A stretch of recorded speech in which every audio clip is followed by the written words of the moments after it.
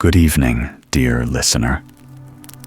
Tonight, we open the pages of one of the most enchanting tales ever told. But before we begin, if these quiet stories bring you peace, take a moment to like this video and subscribe. I'd truly love to know where you're listening from and what hour of the night finds you here. Our little circle now stretches across oceans, bound by stories and calm. So dim the lights, let the air grow still, and let your mind wander gently with me into tonight's story. The Magician's Horse.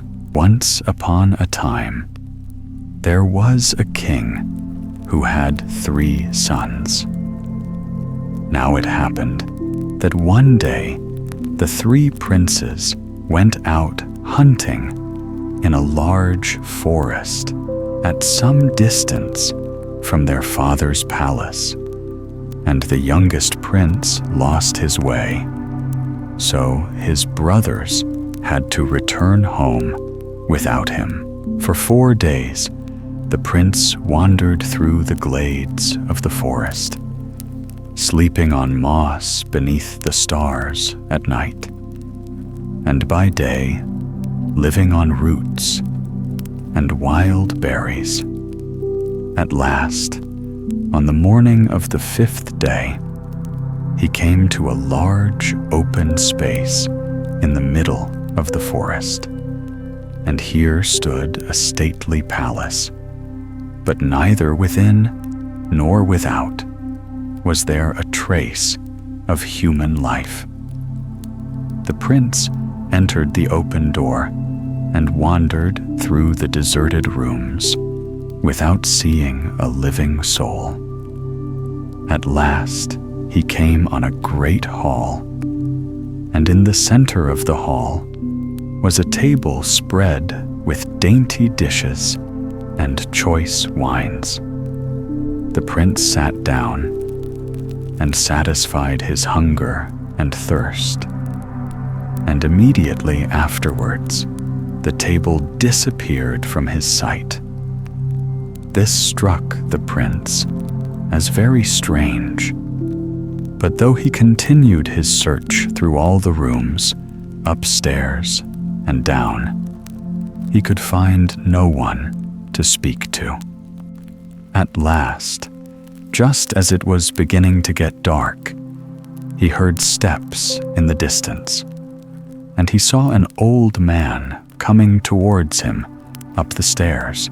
"What are you doing, wandering about my castle?" asked the old man, to whom the prince replied, "I lost my way hunting in the forest.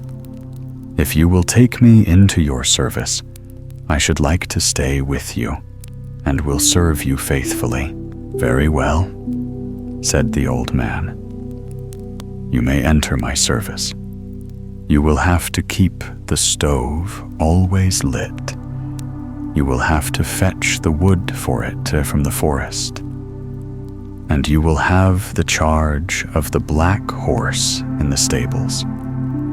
I will pay you a florin a day, and at meal times you will always find the table in the hall spread with food and wine, and you can eat and drink as much as you require." The prince was satisfied, and he entered the old man's service and promised to see that there was always wood on the stove, so that the fire should never die out. Now, though he did not know it, his new master was a magician, and the flame of the stove was a magic fire, and if it had gone out, the magician would have lost a great part of his power.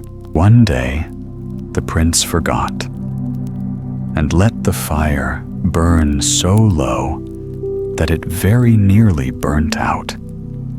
Just as the flame was flickering, the old man stormed into the room. "What do you mean by letting the fire burn so low?" he growled. "I have only arrived in the nick of time."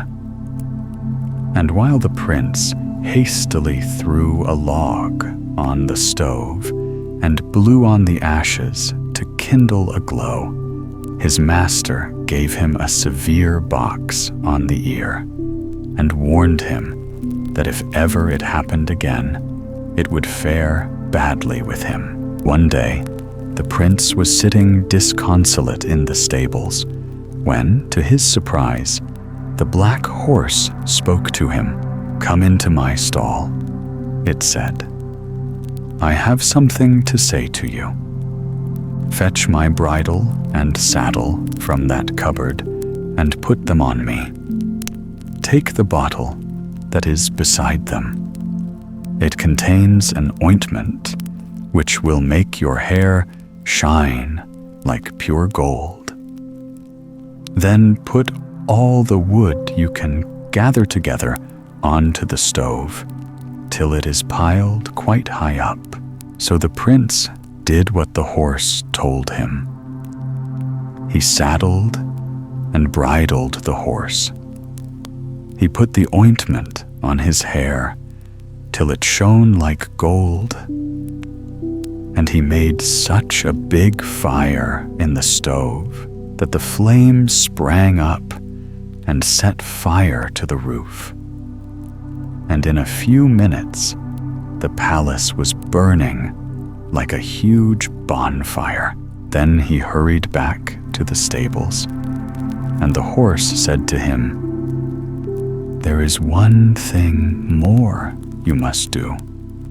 In the cupboard, you will find a looking glass, a brush, and a riding whip. Bring them with you, mount on my back, and ride as hard as you can. For now the house is burning merrily." The prince did as the horse bade him.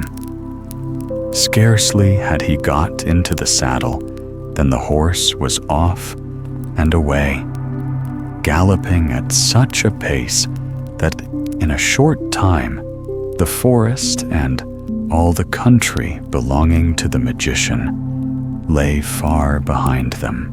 In the meantime, the magician returned to his palace, which he found in smoldering ruins. In vain, he called for his servant. At last, he went to look for him in the stables, and when he discovered that the black horse had disappeared too, he at once suspected that they had gone together. So he mounted a roan horse that was in the next stall and set out in pursuit. As the prince rode, the quick ears of his horse heard the sound of pursuing feet. "Look behind you," he said, "and see if the old man is following." And the prince turned in his saddle and saw a cloud like smoke or dust in the distance. "We must hurry," said the horse. After they had galloped for some time, the horse said again, "Look behind and see if he is still at some distance."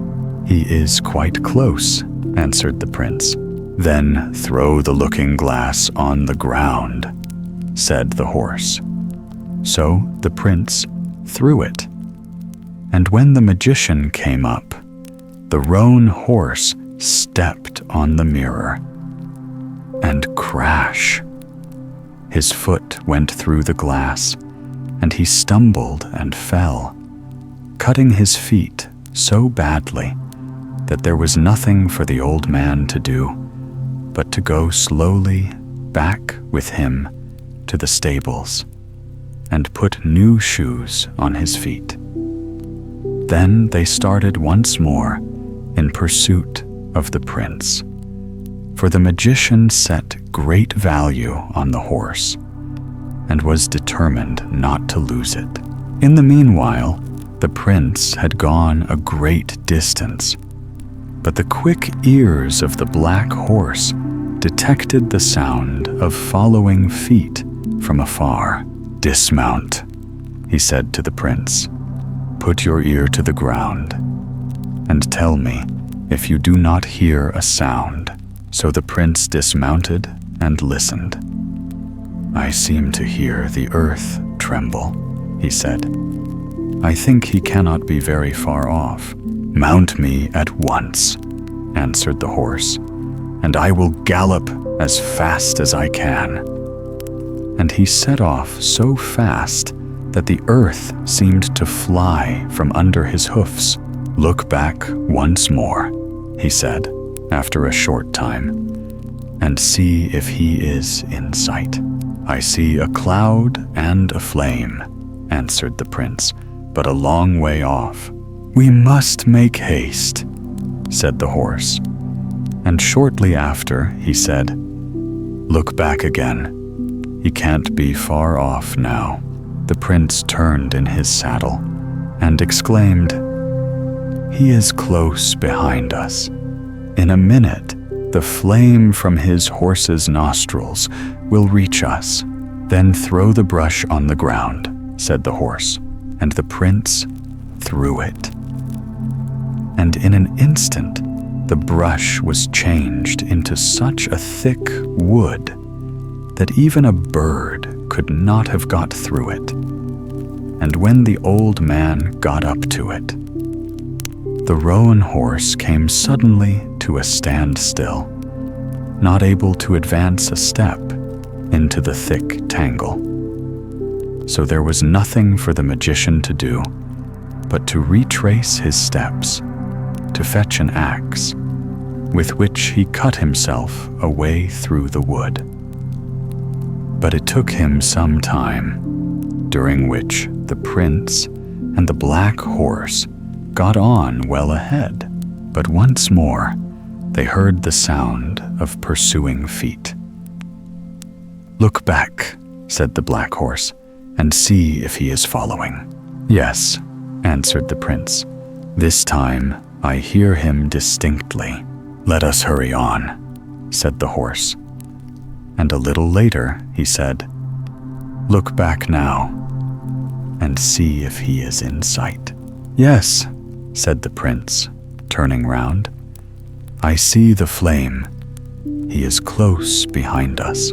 "Then you must throw down the whip," answered the horse. And in the twinkling of an eye, the whip was changed into a broad river. When the old man got up to it, he urged the roan horse into the water. But as the water mounted higher and higher, the magic flame which gave the magician all his power grew smaller and smaller, till, with a fizz, it went out, and the old man and the roan horse sank in the river and disappeared. When the prince looked round, they were no longer to be seen. "Now," said the horse, "you may dismount. There is nothing more to fear, for the magician is dead. Beside that brook, you will find a willow wand. Gather it and strike the earth with it, and it will open, and you will see a door at your feet." When the prince had struck the earth with the wand, a door appeared and opened into a large, vaulted stone hall. "Lead me into that hall," said the horse. "I will stay there, but you must go through the fields till you reach a garden, in the midst of which is a king's palace. When you get there, you must ask to be taken into the king's service. Goodbye, and don't forget me." So they parted. But first, the horse made the prince promise not to let anyone in the palace see his golden hair. So he bound a scarf round it, like a turban, and the prince set out through the fields till he reached a beautiful garden.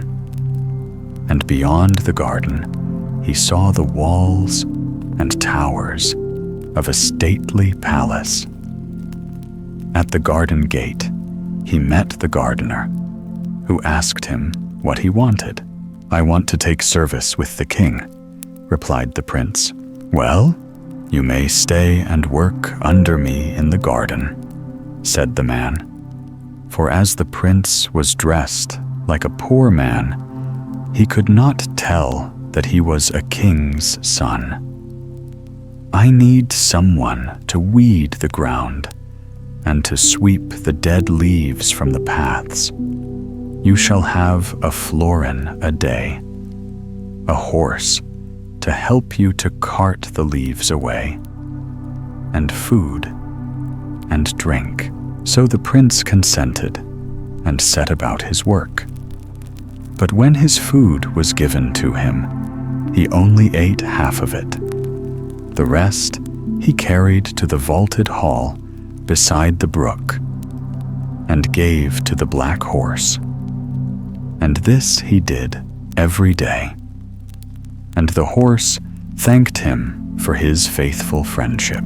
One evening, as they were together, after his work in the garden was over, the horse said to him, "Tomorrow, a large company of princes and great lords are coming to your king's palace.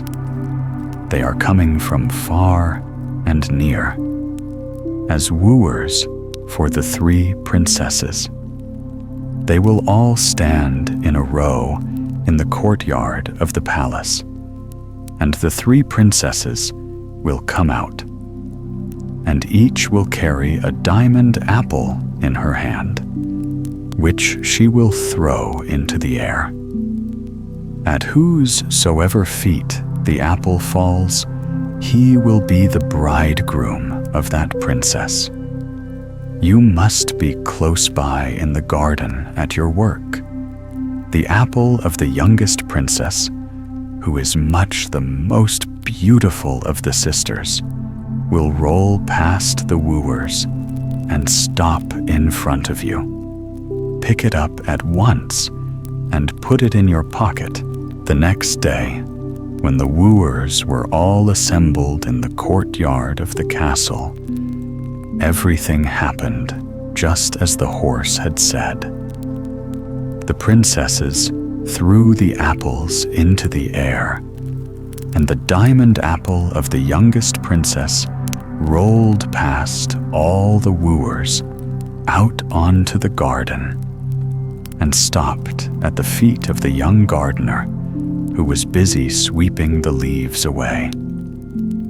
In a moment, he had stooped down, picked up the apple, and put it in his pocket. As he stooped, the scarf round his head slipped a little to one side, and the princess caught sight of his golden hair and loved him from that moment. But the king was very sad, for his youngest daughter was the one he loved best. But there was no help for it, and the next day a 3-fold wedding was celebrated at the palace. And after the wedding, the youngest princess returned with her husband to the small hut in the garden where he lived. Some time after this, the people of a neighboring country went to war with the king, and he set out to battle, accompanied by the husbands of his 2 eldest daughters, mounted on stately steeds. But the husband of the youngest daughter had nothing but the old broken-down horse, which helped him in his garden work. And the king, who was ashamed of this son-in-law, refused to give him any other. So as he was determined not to be left behind, he went into the garden, mounted the sorry nag, and set out. But scarcely had he ridden a few yards before the horse stumbled and fell. So he dismounted and went down to the brook, to where the black horse lived in the vaulted hall. And the horse said to him, "Saddle and bridle me, and then go into the next room, and you will find a suit of armor and a sword. Put them on, and we will ride forth together to battle." And the prince did as he was told. And when he had mounted the horse, his armor glittered in the sun, and he looked so brave and handsome that no one would have recognized him as the gardener who swept away the dead leaves from the paths. The horse bore him away at a great pace, and when they reached the battlefield, they saw that the king was losing the day. So many of his warriors had been slain. But when the warrior, on his black charger and in glittering armor, appeared on the scene, hewing right and left with his sword, the enemy were dismayed and fled in all directions, leaving the king master of the field. Then the king and his 2 sons-in-law, when they saw their deliverer, shouted, and all that was left of the army joined in the cry, "A god has come to our rescue."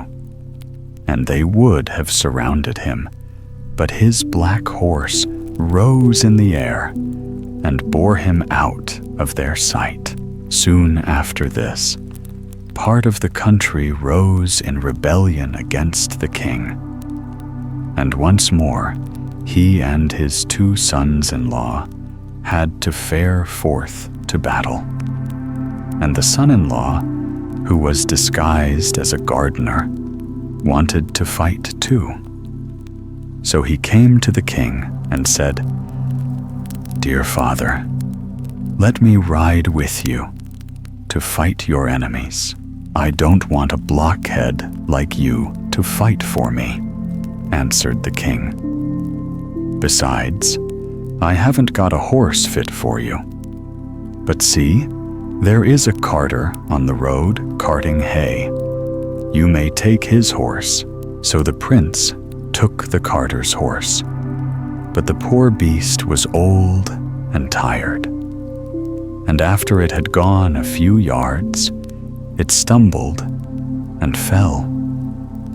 So the prince returned sadly to the garden and watched the king ride forth at the head of the army, accompanied by his 2 sons-in-law.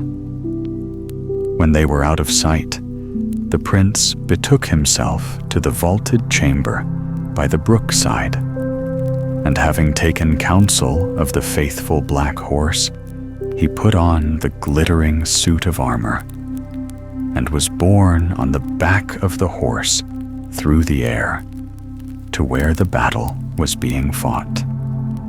And once more he routed the king's enemies, hacking to right and left with his sword.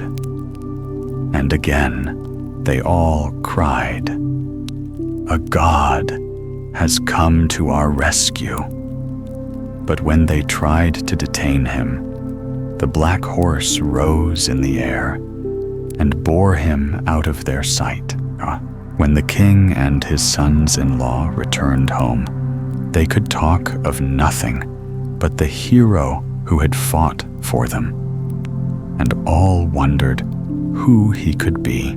Shortly afterwards, the king of a neighboring country declared war, and once more the king and his sons-in-law and his subjects had to prepare themselves for battle, and once more the prince begged to ride with them. But the king said he had no horse to spare for him. "But," he added, "you may take the horse of the woodman who brings the wood from the forest. It is good enough for you." So the prince took the woodman's horse, but it was so old and useless that it could not carry him beyond the castle gates. So he betook himself once more to the vaulted hall, where the black horse had prepared a still more magnificent suit of armor for him than the one he had worn on the previous occasions. And when he had put it on and mounted on the back of the horse, he bore him straight to the battlefield. And once more he scattered the king's enemies, fighting single-handed in their ranks, and they fled in all directions. But it happened that one of the enemies struck with his sword and wounded the prince in the leg. And the king took his own pocket handkerchief with his name and crown embroidered on it, and bound it round the wounded leg. And the king would fain have compelled him to mount in a litter and be carried straight to the palace, and 2 of his knights were to lead the black charger to the royal stables. But the prince put his hand on the mane of his faithful horse and managed to pull himself up into the saddle, and the horse mounted into the air with him. Then they all shouted and cried, "The warrior who has fought for us is a god. He must be a god." And throughout all the kingdom, nothing else was spoken about. And all the people said, "Who can the hero be who has fought for us in so many battles? He cannot be a man. He must be a god." And the king said, "If only I could see him once more, and if it turned out that after all he was a man and not a god, I would reward him with half my kingdom." Now when the prince reached his home, the gardener's hut, where he lived with his wife, he was weary, and he lay down on his bed and slept. And his wife noticed the handkerchief bound round his wounded leg, and she wondered what it could be. Then she looked at it more closely and saw in the corner that it was embroidered with her father's name and the royal crown. So she ran straight to the palace and told her father. And he and his 2 sons-in-law followed her back to her house. And there the gardener lay asleep on his bed, and the scarf that he always wore bound round his head had slipped off, and his golden hair gleamed on the pillow. And they all recognized that this was the hero who had fought and won so many battles for them. Then there was great rejoicing throughout the land, and the king rewarded his son-in-law with half of his kingdom, and he and his wife reigned happily over it. The little gray man, a nun, a countryman, and a blacksmith were once wandering through the world together. One day, they lost their way in a thick, dark forest, and were thankful when they saw, in the distance, the walls of a house, where they hoped they might obtain refuge for the night. When they got close to the house, they found that it was an old, deserted castle, fast falling into ruins, but with some of the rooms in it still habitable. As they were homeless, they determined to take up their abode in the castle, and they arranged that one of them should always stay at home and keep house, while the other two went out into the world to seek their fortunes. The lot of remaining at home fell first to the nun, and when the countryman and the blacksmith had gone out into the wood, she set to work, tidied up the house, and prepared all the food for the day. As her companions did not come home for their midday meal, she ate up her own portion and put the rest in the oven to keep warm. Just as she was sitting down to sew, the door opened and a little gray man came in, and standing before her said, "Oh, how cold I am." The nun was very sorry for him and said at once, "Sit down by the fire and warm yourself." The little man did as he was told, and soon called out, "Oh, how hungry I am." The nun answered, "There is food in the oven. Help yourself." The little man did not need to be told twice, for he set to work and ate up everything with the greatest possible dispatch. When the nun saw this, she was very angry and scolded the dwarf because he had left nothing for her companions. The little man resented her words and flew into such a passion that he seized the nun, beat her, and threw her first against one wall and then against the other. When he had nearly killed her, he left her lying on the floor and hastily walked out of the house. In the evening, the countryman and the blacksmith returned home, and when they found, on demanding their dinner, that there was nothing left for them, they reproached the nun bitterly and refused to believe her when she tried to tell them what had happened.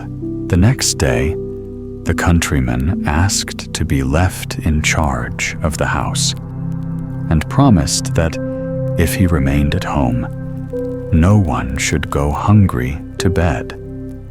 So the other two went out into the forest, and the countryman, having prepared the food for the day, ate up his own portion and put the rest in the oven.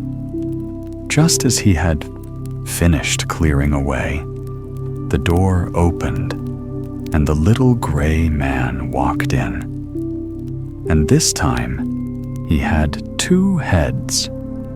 He shook and trembled as before and exclaimed, "Oh, how cold I am." The countryman, who was frightened out of his wits, begged him to draw near the fire and warm himself. Soon after, the dwarf looked greedily round and said, "Oh, how hungry I am." "There is food in the oven, so you can eat," replied the countryman. Then the little man fell to with both his heads and soon finished the last morsel.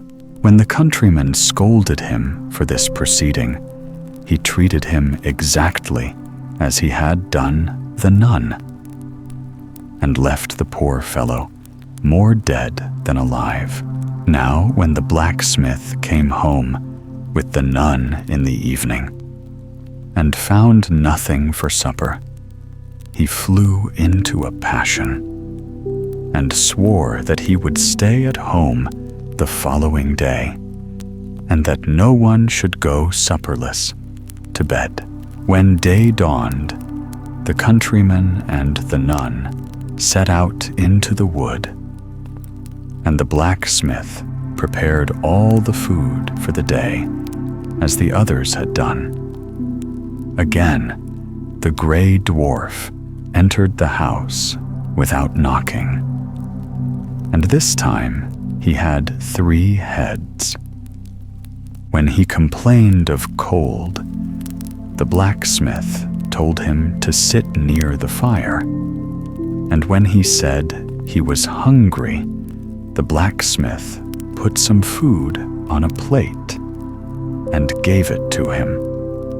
The dwarf made short work of what was provided for him, and then, looking greedily round with his 6 eyes, he demanded more. When the blacksmith refused to give him another morsel, he flew into a terrible rage and proceeded to treat him in the same way as he had treated his companions. But the blacksmith was a match for him, for he seized a huge hammer and struck off 2 of the dwarf's heads with it. The little man yelled with pain and rage and hastily fled from the house. The blacksmith ran after him and pursued him for a long way, but at last they came to an iron door, and through it the little creature vanished. The door shut behind him, and the blacksmith had to give up the pursuit and return home. He found that the nun and the countryman had come back in the meantime, and they were much delighted when he placed some food before them and showed them the 2 heads he had struck off with his hammer. The 3 companions determined there and then to free themselves from the power of the gray dwarf, and the very next day they set to work to find him. They had to walk a long way and to search for many hours before they found the iron door through which the dwarf had disappeared. And when they had found it, they had the greatest difficulty in opening it. When at last they succeeded in forcing the lock, they entered a large hall in which sat a young and lovely girl working at a table. The moment she saw the nun, the blacksmith, and the countryman, she fell at their feet, thanking them with tears in her eyes for having set her free. She told them that she was a king's daughter who had been shut up in the castle by a mighty magician. The day before, just about noon, she had suddenly felt the magic power over her disappear, and ever since that moment, she had eagerly awaited the arrival of her deliverers. She went on to say that there was yet another princess shut up in the castle, who had also fallen under the might of the magician. They wandered through many halls and rooms, till at last they found the second princess, who was quite as grateful as the first, and thanked the 3 companions most warmly for having set her free. Then the princesses told their rescuers that a great treasure lay hidden in the cellars of the castle, but that it was carefully guarded by a fierce and terrible dog. Nothing daunted, they all went down below at once and found the fierce animal mounting guard over the treasure as the princesses had said. But one blow from the blacksmith's hammer soon made an end of the monster. and they found themselves in a vaulted chamber full of gold and silver and precious stones.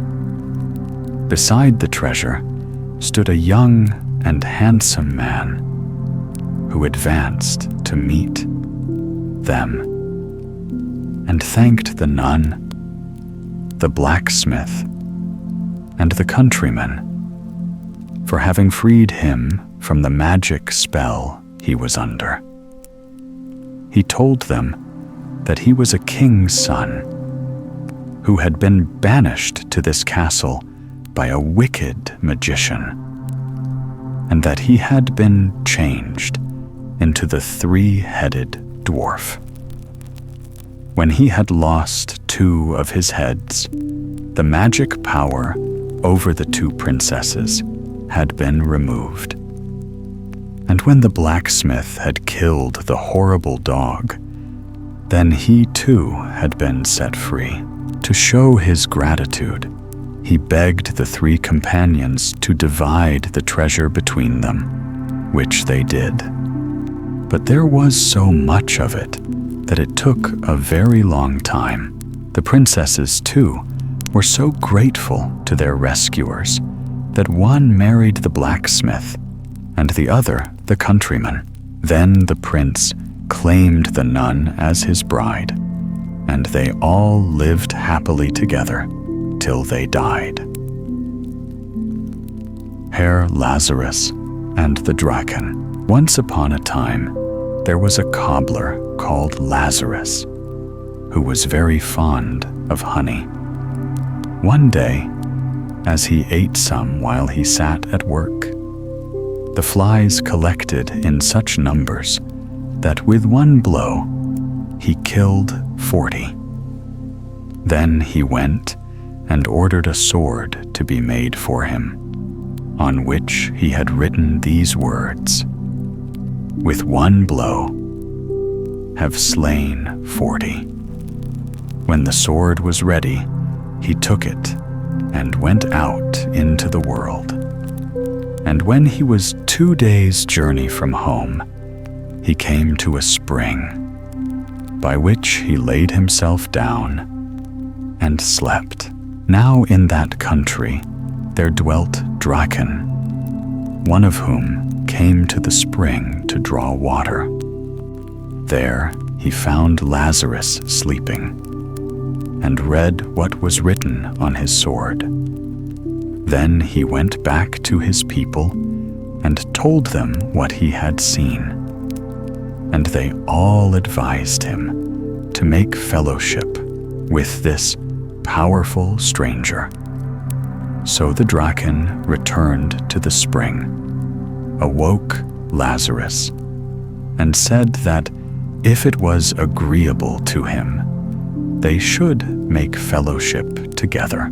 Lazarus answered that he was willing, and after a priest had blessed the fellowship, they returned together to the other Draken, and Lazarus dwelt among them. After some days, they told him that it was their custom to take it in turns to bring wood and water, and as he was now of their company, he must take his turn. They went first for water and wood, but at last it came to be Lazarus's turn to go for water. The Draken had a great leathern bag holding 200 measures of water. This Lazarus could only, with great difficulty, drag empty to the spring. And because he could not carry it back full, he did not fill it at all, but instead, he dug up the ground all round the spring, as Lazarus remained so long away. The Draken sent one of their number to see what had become of him. And when this one came to the spring, Lazarus said to him, "We will no more plague ourselves by carrying water every day. I will bring the entire spring home at once, and so we shall be freed from this burden." But the Draken called out, "On no account, Herr Lazarus, else we shall all die of thirst. Rather, will we carry the water ourselves in turns, and you alone shall be exempt."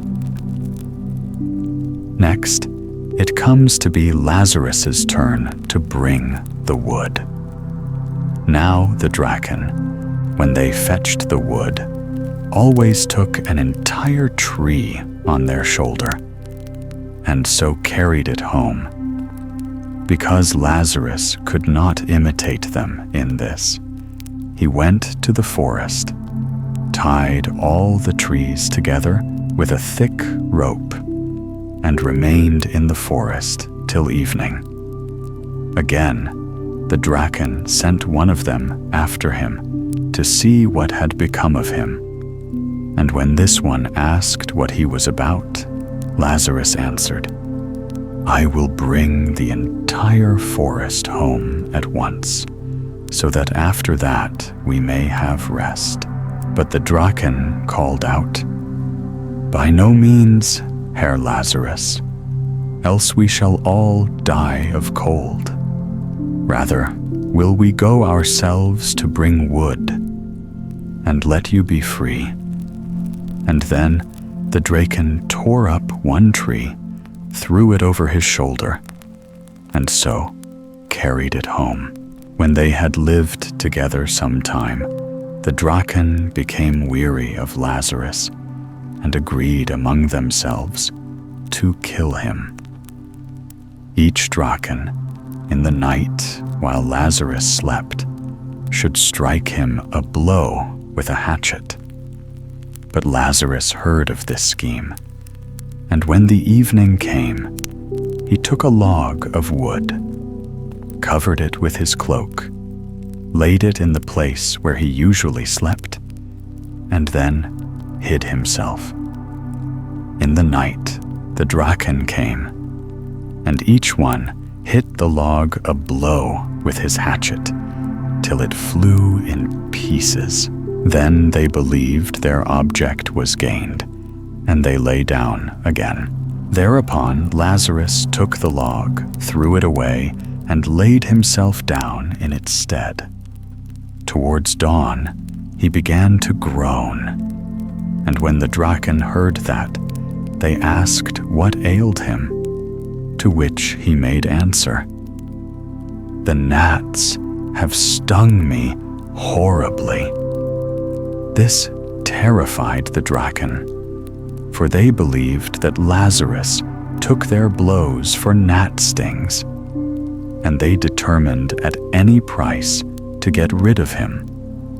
Next morning, therefore, they asked him if he had not wife or child, and said that if he would like to go and visit them, they would give him a bag of gold to take away with him.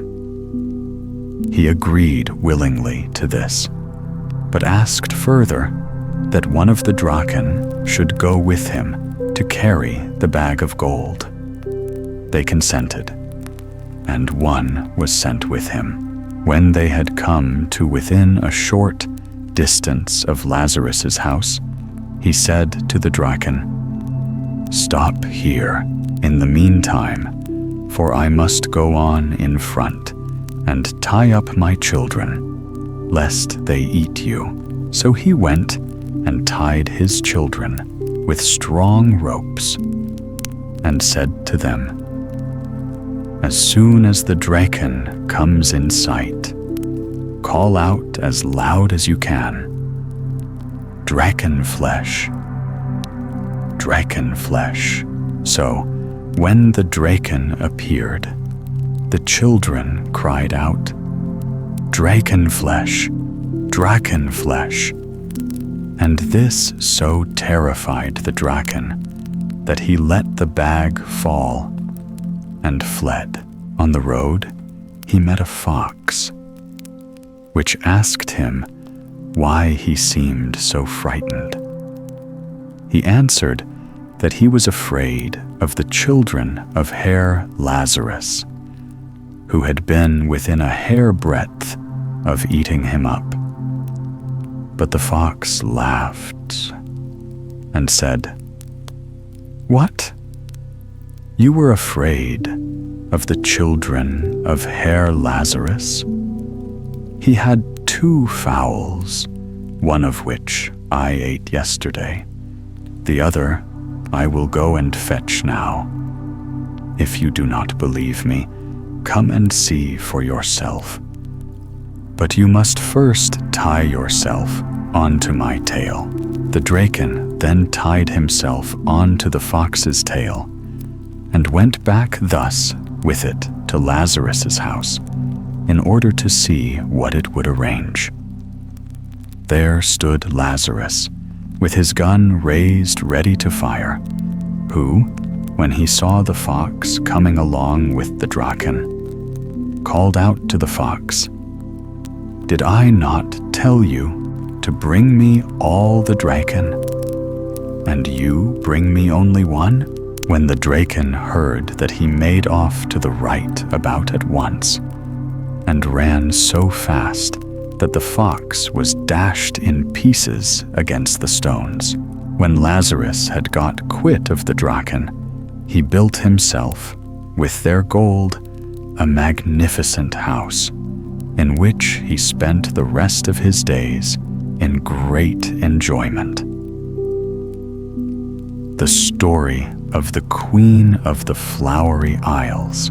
There once lived a queen who ruled over the Flowery Isles, whose husband, to her extreme grief, died a few years after their marriage. On being left a widow, she devoted herself almost entirely to the education of the 2 charming princesses, her only children. The elder of them was so lovely that as she grew up, her mother greatly feared she would excite the jealousy of the Queen of all the Isles, who prided herself on being the most beautiful woman in the world, and insisted on all rivals bowing before her charms. In order the better to protect her vanity, she had urged the king, her husband, to make war on all the surrounding islands. And as his greatest wish was to please her, the only conditions he imposed on any newly conquered country was that each princess of every royal house should attend his court as soon as she was 15 years old, and do homage to the transcendent beauty of his queen. The Queen of the Flowery Isles, well aware of this law, was fully determined to present her daughter to the proud queen as soon as her 15th birthday was past. The queen herself had heard a rumor of the young princess's great beauty and awaited her visit with some anxiety, which soon developed into jealousy. For when the interview took place, it was impossible not to be dazzled by such radiant charms, and she was obliged to admit that she had never beheld anyone so exquisitely lovely.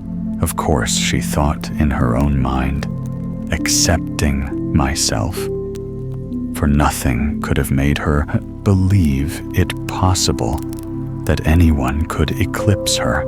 But the outspoken admiration of the entire court soon undeceived her, and made her so angry that she pretended illness and retired to her own rooms, so as to avoid witnessing the princess's triumph. She also sent word to the Queen of the Flowery Isles that she was sorry not to be well enough to see her again, and advised her to return to her own states with the princess, her daughter. This message was entrusted to one of the great ladies of the court, who was an old friend of the Queen of the Flowery Isles, and who advised her not to wait to take a formal leave, but to go home as fast as she could. The Queen was not slow to take the hint, and lost no time in obeying it. Being well aware of the magic powers of the incensed queen, she warned her daughter that she was threatened by some great danger if she left the palace for any reason whatever during the next 6 months. The princess promised obedience, and no pains were spared to make the time pass pleasantly for her. The 6 months were nearly at an end, and on the very last day, a splendid fete was to take place in a lovely meadow quite near the palace. The princess, who had been able to watch all the preparations from her window, implored her mother to let her go as far as the meadow. And the queen, thinking all risk must be over, consented and promised to take her there herself. The whole court was delighted to see their much-loved princess at liberty, and everyone set off in high glee to join in the fete.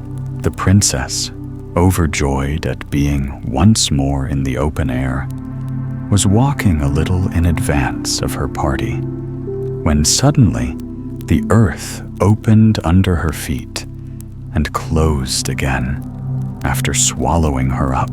The queen fainted away with terror, and the younger princess burst into floods of tears and could hardly be dragged away from the fatal spot, whilst the court was overwhelmed with horror at so great a calamity.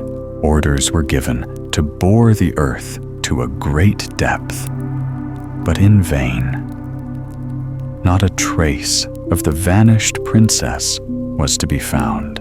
She sank right through the earth and found herself in a desert place with nothing but rocks and trees and no sign of any human being.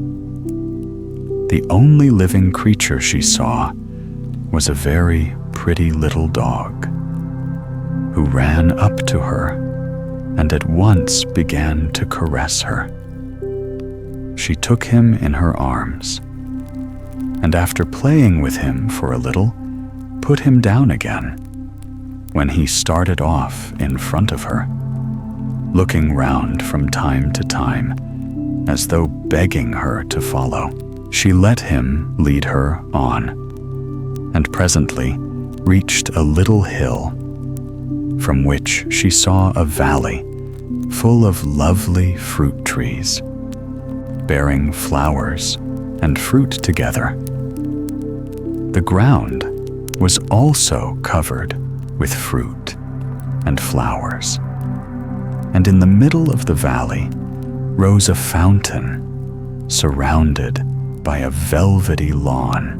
The princess hastened to this charming spot, and sitting down on the grass, began to think over the misfortune which had befallen her, and burst into tears as she reflected on her sad condition.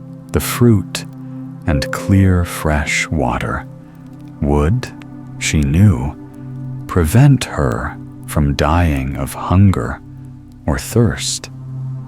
But how could she escape if any wild beast appeared and tried to devour her? At length, having thought over every possible evil which could happen, the princess tried to distract her mind by playing with the little dog. She spent the whole day near the fountain, but as night drew on, she wondered what she should do. when she noticed that the little dog was pulling at her dress. She paid no heed to him at first, but as he continued to pull her dress and then run a few steps in one particular direction, she at last decided to follow him. He stopped before a rock with a large opening in the center, which he evidently wished her to enter. The princess did so, and discovered a large and beautiful cave, lit up by the brilliancy of the stones with which it was lined, with a little couch covered with soft moss in one corner. She lay down on it, and the dog at once nestled at her feet. Tired out with all she had gone through, she soon fell asleep. Next morning, she was awakened very early by the songs of many birds. The little dog woke up too, and sprang round her in his most caressing manner. She got up and went outside, the dog, as before, running on in front and turning back constantly to take her dress and draw her on. She let him have his way, and he soon led her back to the beautiful garden where she had spent part of the day before. Here she ate some fruit, drank some water of the fountain, and felt as if she had made an excellent meal. She walked about amongst the flowers, played with her little dog, and at night returned to sleep in the cave. In this way, the princess passed several months, and as her first terrors died away, she gradually became more resigned to her fate. The little dog, too, was a great comfort and her constant companion. One day, she noticed that he seemed very sad and did not even caress her as usual. Fearing he might be ill, she carried him to a spot where she had seen him eat some particular herbs, hoping they might do him good. But he would not touch them. He spent all the night, too, sighing and groaning as if in great pain. At last, the princess fell asleep, and when she awoke, her first thought was for her little pet. But not finding him at her feet, as usual, she ran out of the cave to look for him. As she stepped out of the cave, she caught sight of an old man who hurried away so fast that she had barely time to see him before he disappeared. This was a fresh surprise, and almost as great a shock as the loss of her little dog, who had been so faithful to her ever since the first day she had seen him. She wondered if he had strayed away, or if the old man had stolen him. Tormented by all kinds of thoughts and fears, she wandered on, when suddenly she felt herself wrapped in a thick cloud and carried through the air. She made no resistance, and before very long found herself, to her great surprise, in an avenue leading to the palace in which she had been born. No sign of the cloud anywhere. As the princess approached the palace, she perceived that everyone was dressed in black, and she was filled with fear as to the cause of this mourning. She hastened on and was soon recognized and welcomed with shouts of joy.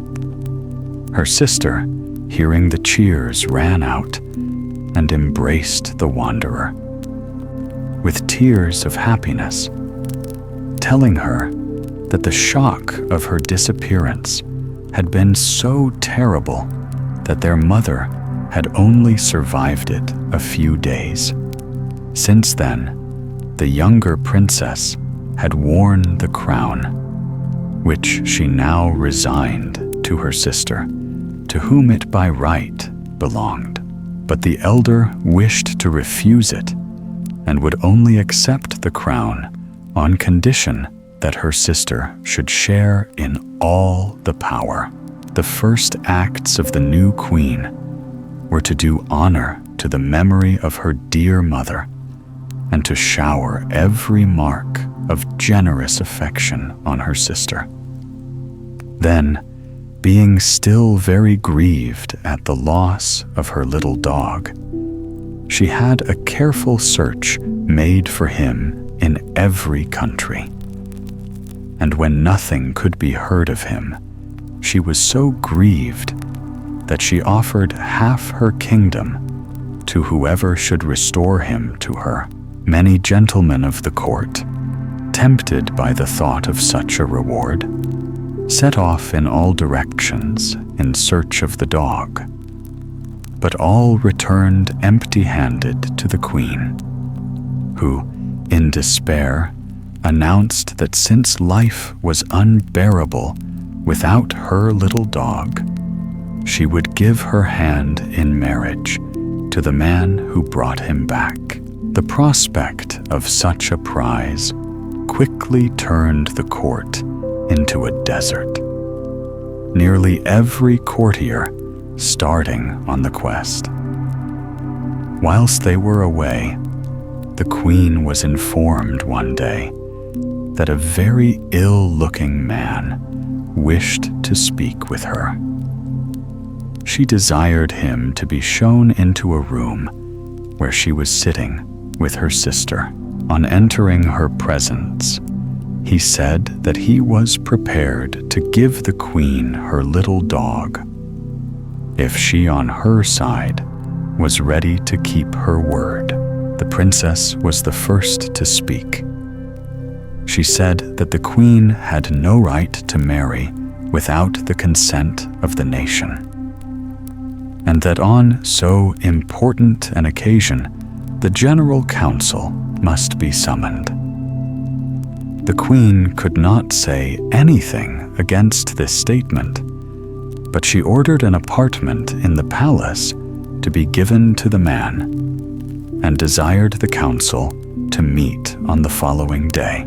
Next day, accordingly, the council assembled in great state, and by the princess's advice, it was decided to offer the man a large sum of money for the dog, and should he refuse it, to banish him from the kingdom without seeing the queen again.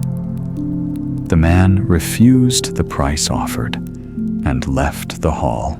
The princess informed the queen of what had passed, and the queen approved of all, but added that as she was her own mistress, she had made up her mind to abdicate her throne and to wander through the world till she had found her little dog. The princess was much alarmed by such a resolution and implored the queen to change her mind.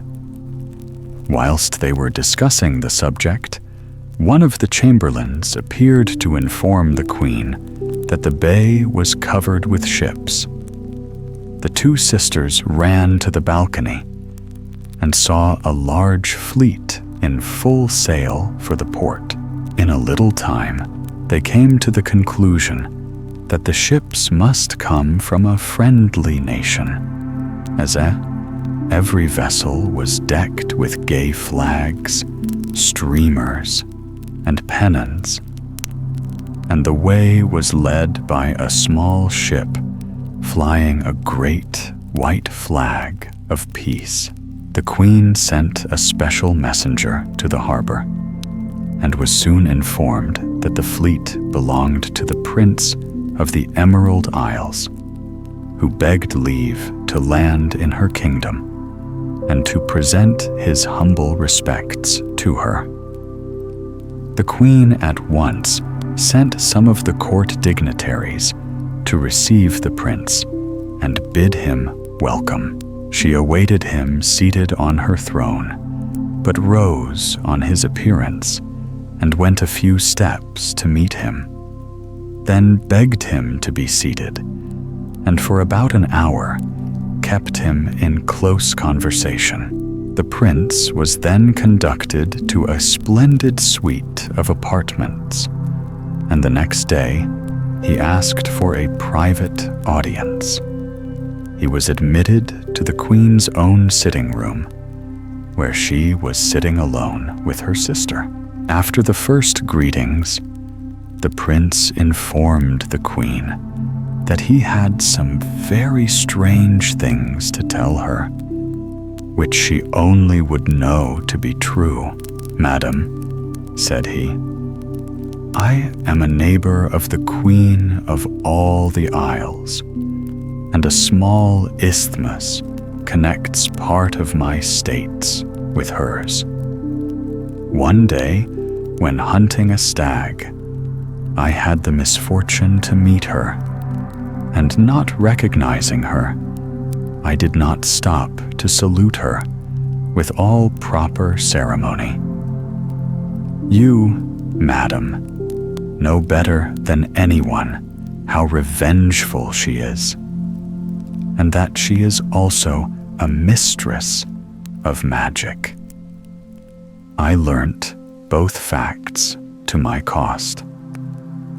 The ground opened under my feet, and I soon found myself in a far distant region, transformed into a little dog, under which shape I had the honor to meet your majesty. After 6 months, the queen's vengeance not being yet satisfied, she further changed me into a hideous old man, and in this form I was so afraid of being unpleasant in your eyes, madam, that I hid myself in the depths of the woods, where I spent 3 months more. At the end of that time, I was so fortunate as to meet a benevolent fairy who delivered me from the proud queen's power and told me all your adventures and where to find you.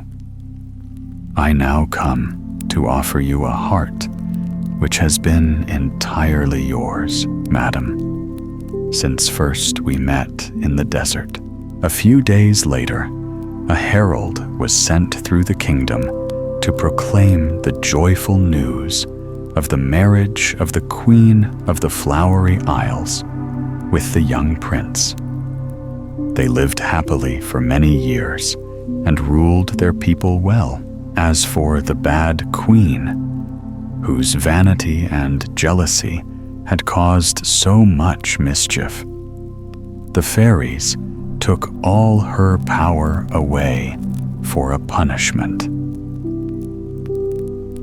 Udea and her 7 brothers.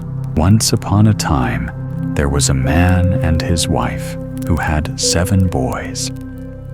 The children lived in the open air and grew big and strong, and the 6 eldest spent part of every day hunting wild beasts. The youngest did not care so much about sport, and he often stayed with his mother. One morning, however, as the whole 7 were going out for a long expedition, they said to their aunt, "Dear aunt, if a baby sister comes into the world today, wave a white handkerchief, and we will return immediately.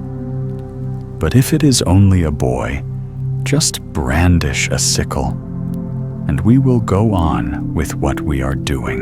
Now the baby, when it arrived, really proved to be a girl.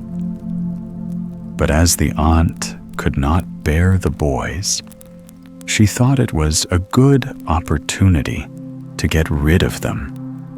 So she waved the sickle. And when the 7 brothers saw the sign, they said, Now we have nothing to go back for," and plunged deeper into the desert. The little girl soon grew to be a big girl, and she was called by all her friends, though she did not know it, Udea, who had driven her 7 brothers into strange lands. One day, when she had been quarreling with her playmates, the oldest among them said to her, "It is a pity you were born, as ever since your brothers have been obliged to roam about the world." Udea did not answer, but went home to her mother and asked her, "Have I really got brothers?" "Yes," replied her mother, 7 of them. "But they went away the day you were born, and I have never heard of them since."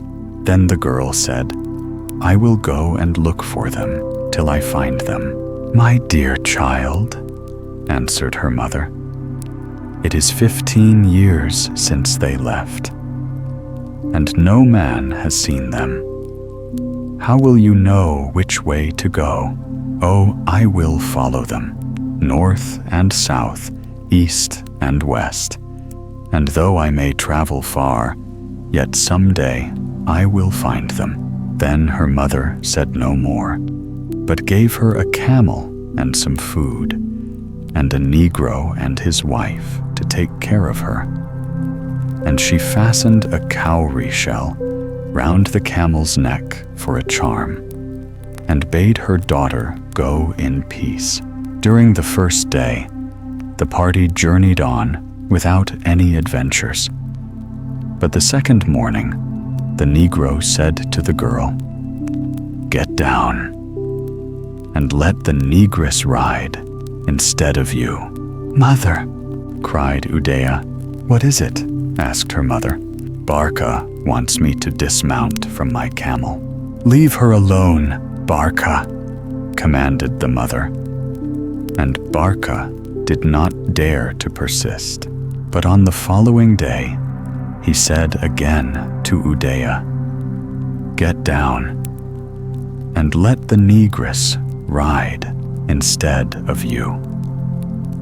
And though Udea called to her mother, she was too far away, and the mother never heard her. Then the Negro seized her roughly and threw her on the ground, and said to his wife, "Climb up." And the negress climbed up, while the girl walked by the side. She had meant to ride all the way on her camel, as her feet were bare, and the stones cut them till the blood came. But she had to walk on till night, when they halted. And the next morning, it was the same thing again. Weary and bleeding, the poor girl began to cry, and implored the Negro to let her ride, if only for a little. But he took no notice, except to bid her walk a little faster. By and by, they passed a caravan, and the Negro stopped, and asked the leader if they had come across 7 young men, who were thought to be hunting somewhere about. And the man answered, "Go straight on, and by midday you will reach the castle where they live." When he heard this, the black melted some pitch in the sun, and smeared the girl with it, till she looked as much a Negro as he did. Next, he bade his wife get down from the camel, and told Udea to mount, which she was thankful to do. So they arrived at her brother's castle, leaving the camel kneeling at the entrance for Udea to dismount. The Negro knocked loudly at the door, which was opened by the youngest brother, all the others being away hunting. He did not, of course, recognize Udea, but he knew the Negro and his wife, and welcomed them gladly, adding, "But who does the other negress belong to?" "Oh, that is your sister," said they, "my sister. But she is coal-black. That may be, but she is your sister for all that." The young man asked no more questions, but took them into the castle, and he himself waited outside till his brothers came home. As soon as they were alone, the Negro whispered to Udea, "If you dare to tell your brothers that I made you walk, or that I smeared you with pitch, I will kill you." "Oh, I will be sure to say nothing," replied the girl, trembling. And at that moment, the 6 elder brothers appeared in sight.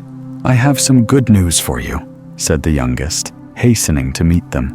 "Our sister is here." "Nonsense," they answered. "We have no sister. You know the child that was born was a boy." "But that was not true," replied he. "And here she is with the Negro and his wife.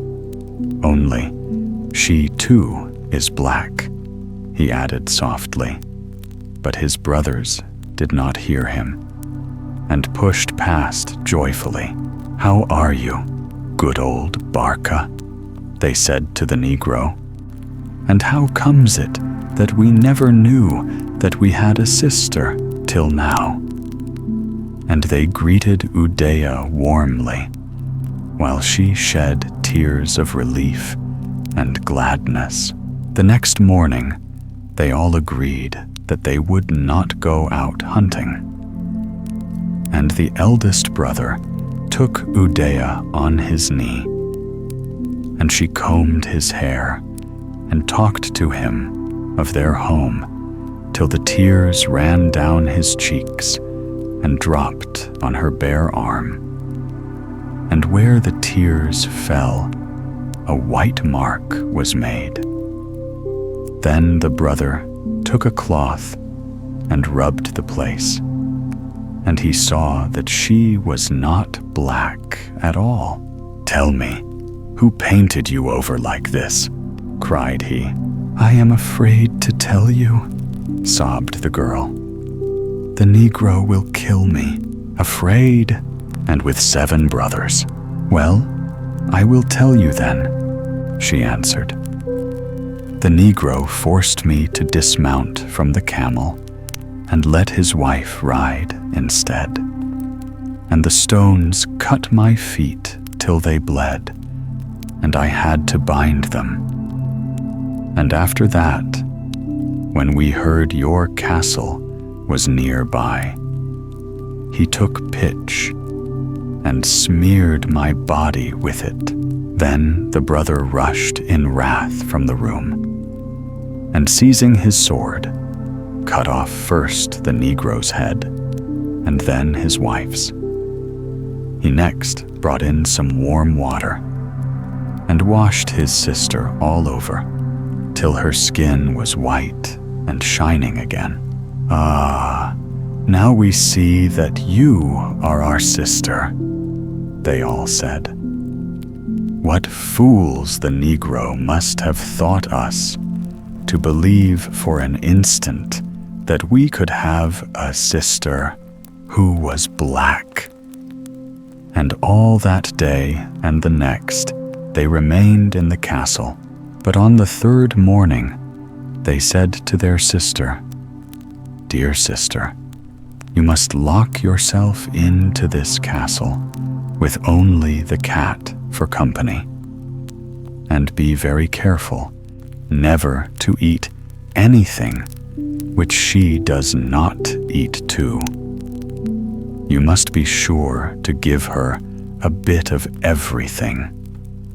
In 7 days we shall be back again." "All right," she answered, and locked herself into the castle with the cat. On the 8th day, the brothers came home. "How are you?" they asked. "You have not been anxious?" "No. Why should I be anxious?" The gates were fast locked, and in the castle are 7 doors, and the 7th is of iron. What is there to frighten me? No one will try to hurt us, said the brothers, for they fear us greatly. But for yourself, we implore you to do nothing without consulting the cat, who has grown up in the house, and take care never to neglect her advice. All right, replied Udea, and whatever I eat, she shall have half. Capital. And if ever you are in danger, the cat will come and tell us. Only elves and pigeons, which fly round your window, know where to find us. This is the first I have heard of the pigeons, said Udea. Why did you not speak of them before? We always leave them food and water for 7 days, replied the brothers. Ah, sighed the girl. If I had only known, I would have given them fresh food and fresh water. For after 7 days, anything becomes bad. Would it not be better if I fed them every day? Much better, said they. And we shall feel any kindnesses you do towards the cat or the pigeons, exactly as if they were shown to ourselves. Set your minds at ease, answered the girl. I will treat them as if they were my brothers. That night, the brothers slept in the castle. But after breakfast next morning, they buckled on their weapons and mounted their horses and rode off to their hunting grounds, calling out to their sister, Mind you let nobody in till we come back. Very well, cried she, and kept the doors carefully locked for 7 days, and on the 8th the brothers returned as before. Then, after spending 1 evening with her, they departed as soon as they had done breakfast. Directly they were out of sight, Udea began to clean the house, and among the dust she found a bean which she ate. What are you eating? Asked the cat. Nothing, said she. Open your mouth and let me see. The girl did as she was told, and then the cat said, Why did you not give me half? I forgot, answered she, but there are plenty of beans about. You can have as many as you like. No, that won't do. I want half of that particular bean, but how can I give it you? I tell you I have eaten it. I can roast you 100 others. No, I want half of that one. Oh, do as you like, only go away, cried she. So the cat ran straight to the kitchen fire and spit on it and put it out. And when Udea came to cook the supper, she had nothing to light it with. Why did you put the fire out? Asked she. Just to show you how nicely you would be able to cook the supper. Didn't you tell me to do what I liked? The girl left the kitchen and climbed up on the roof of the castle and looked out. Far, far away, so far that she could hardly see it, was the glow of a fire. I will go and fetch a burning coal from there and light my fire, thought she, and opened the door of the castle. When she reached the place where the fire was kindled, a hideous man-eater was crouching over it. Peace be with you, grandfather, said she. "The same to you," replied the man-eater. "What brings you here, Udea?" "I came to ask for a lump of burning coal to light my fire with." "Do you want a big lump or a little lump?" "Why, what difference does it make?" said she. "If you have a big lump, you must give me a strip of your skin from your ear to your thumb. And if you have a little lump, you must give me a strip from your ear to your little finger." Udea, who thought that one sounded as bad as the other, said she would take the big lump. And when the man-eater had cut the skin, she went home again.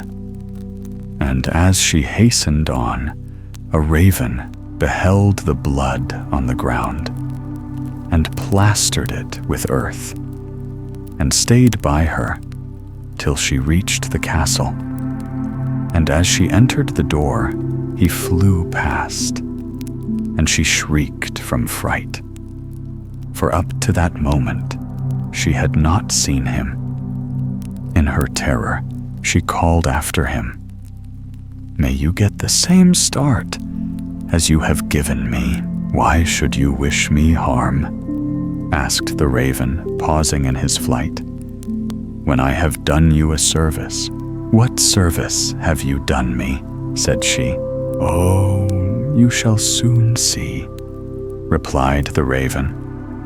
And with his bill, he scraped away all the earth he had smeared over the blood, and then flew away. In the night, the man-eater got up and followed the blood till he came to Udea's castle. He entered through the gate which she had left open, and went on till he reached the inside of the house. But here he was stopped by the 7 doors, 6 of wood and 1 of iron, and all fast locked. And he called through them, "Oh, Udea, what did you see your grandfather doing?" "I saw him spread silk under him, and silk over him, and lay himself down in a 4-post bed." When he heard that, the man-eater broke in 1 door, and laughed, and went away. And the 2nd night he came back, and asked her again what she had seen her grandfather doing. And she answered him as before. And he broke in another door, and laughed, and went away. And so each night, till he reached the 7th door. Then the maiden wrote a letter to her brothers, and bound it round the neck of a pigeon, and said to it, "O thou pigeon that served my father and my grandfather, carry this letter to my brothers, and come back at once." And the pigeon flew away. It flew, and it flew, and it flew, till it found the brothers. The eldest unfastened the letter from the pigeon's neck, and read what his sister had written. "I am in a great strait, my brothers. If you do not rescue me tonight, tomorrow I shall be no longer living, for the man-eater has broken open 6 doors, and only the iron door is left. So haste, haste, post haste. Quick, quick, my brothers," cried he. "What is the matter?" asked they. "If we cannot reach our sister tonight, tomorrow she will be the prey of the man-eater." And without more words, they sprang on their horses and rode like the wind. The gate of the castle was thrown down, and they entered the court and called loudly to their sister. But the poor girl was so ill with fear and anxiety that she could not even speak. Then the brothers dismounted and passed through the 6 open doors till they stood before the iron one, which was still shut. "Udea, open!" they cried. "It is only your brothers?" And she arose and unlocked the door, and throwing herself on the neck of the eldest, burst into tears. "Tell us what has happened," he said, "and how the man-eater traced you here." "It is all the cat's fault," replied Udea. "She put out my fire so that I could not cook. All about a bean. I ate one and forgot to give her any of it. But we told you so particularly," said the eldest brother, "never to eat anything without sharing it with the cat." "Yes, but I tell you I forgot," answered Udea.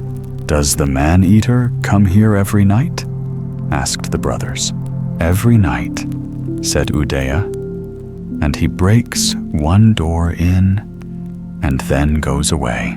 Then all the brothers cried together, "We will dig a great hole and fill it with burning wood and spread a covering over the top. And when the man-eater arrives, we will push him into it." So they all set to work and prepared the great hole and set fire to the wood till it was reduced to a mass of glowing charcoal. And when the man-eater came and called as usual, "Udea, what did you see your grandfather doing?" She answered, "I saw him pull off the ass skin and devour the ass, and he fell in the fire, and the fire burned him up." Then the man-eater was filled with rage, and he flung himself upon the iron door and burst it in. On the other side stood Udea's 7 brothers, who said, "Come, rest yourself a little on this mat." And the man-eater sat down, and he fell right into the burning pit which was under the mat. And they heaped on more wood, till nothing was left of him, not even a bone. Only one of his fingernails was blown away, and fell into an upper chamber where Udea was standing, and stuck under one of the nails of her own fingers. And she sank lifeless to the earth. Meanwhile, her brothers sat below waiting for her and wondering why she did not come. "What can have happened to her?" exclaimed the eldest brother. "Perhaps she has fallen into the fire, too." So one of the others ran upstairs and found his sister stretched on the floor. "Udea! Udea!" he cried. But she did not move or reply. Then he saw that she was dead, and rushed down to his brothers in the courtyard and called out, "Come quickly, our sister is dead." In a moment, they were all beside her and knew that it was true. And they made a bier and laid her on it, and placed her across a camel, and said to the camel, "Take her to her mother, but be careful not to halt by the way, and let no man capture you, and see you kneel down before no man, save him who shall say string," (Footnote: Riemen) "to you." but to him who says string, then kneel. So the camel started, and when it had accomplished half its journey, it met 3 men who ran after it in order to catch it, but they could not. Then they cried, "Stop!" But the camel only went the faster. The 3 men panted behind till one said to the others, "Wait a minute, the string of my sandal is broken." The camel caught the word string and knelt down at once, and the men came up and found a dead girl lying on a bier with a ring on her finger. And as one of the young men took hold of her hand to pull off the ring, he knocked out the man-eater's fingernail, which had stuck there, and the maiden sat up and said, "Let him live who gave me life, and slay him who slew me." And when the camel heard the maiden speak, it turned and carried her back to her brothers.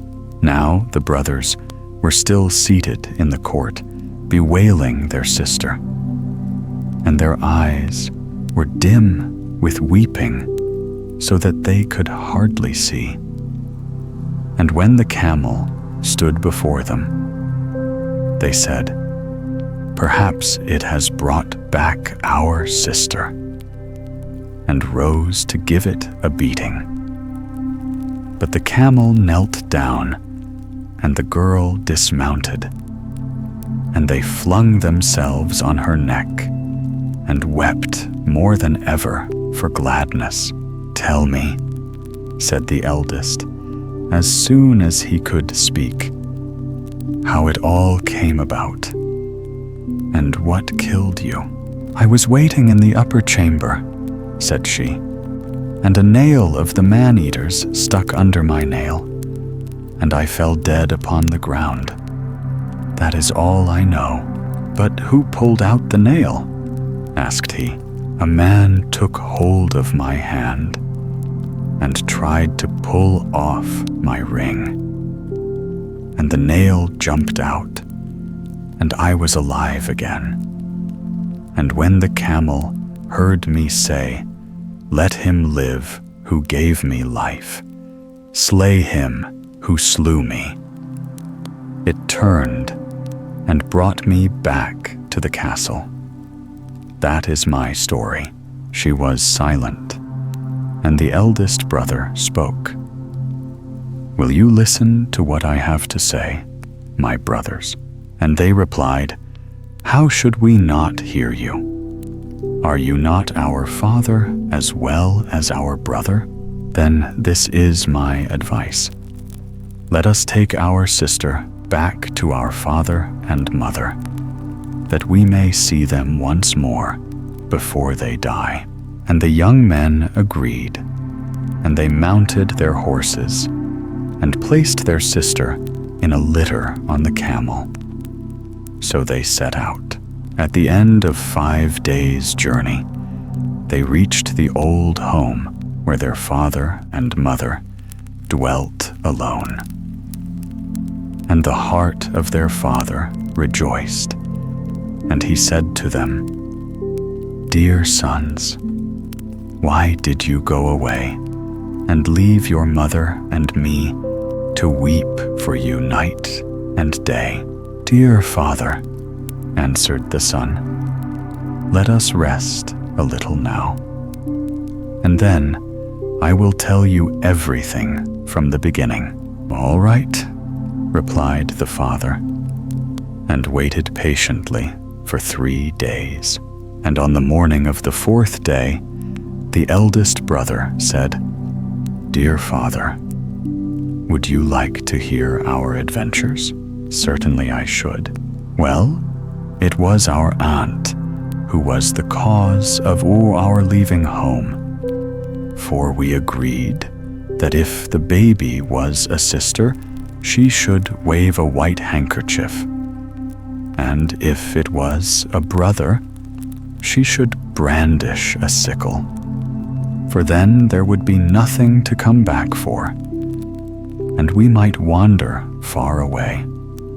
Now our aunt could not bear us, and hated us to live in the same house with her. So she brandished the sickle, and we went away. That is all our story, and that is all this story. The White Wolf. Once upon a time, there was a king who had 3 daughters. They were all beautiful, but the youngest was the fairest of the 3. Now it happened that one day their father had to set out for a tour in a distant part of his kingdom. Before he left, his youngest daughter made him promise to bring her back a wreath of wild flowers. When the king was ready to return to his palace, he bethought himself that he would like to take home presents to each of his 3 daughters. So he went into a jeweler's shop and bought a beautiful necklace for the eldest princess. Then he went to a rich merchant's and bought a dress embroidered in gold and silver thread for the second princess. But in none of the flower shops, nor in the market, could he find the wreath of wild flowers that his youngest daughter had set her heart on. So he had to set out on his homeward way without it. Now his journey led him through a thick forest. While he was still about 4 miles distant from his palace, he noticed a white wolf squatting on the roadside. And, behold, on the head of the wolf, there was a wreath of wild flowers.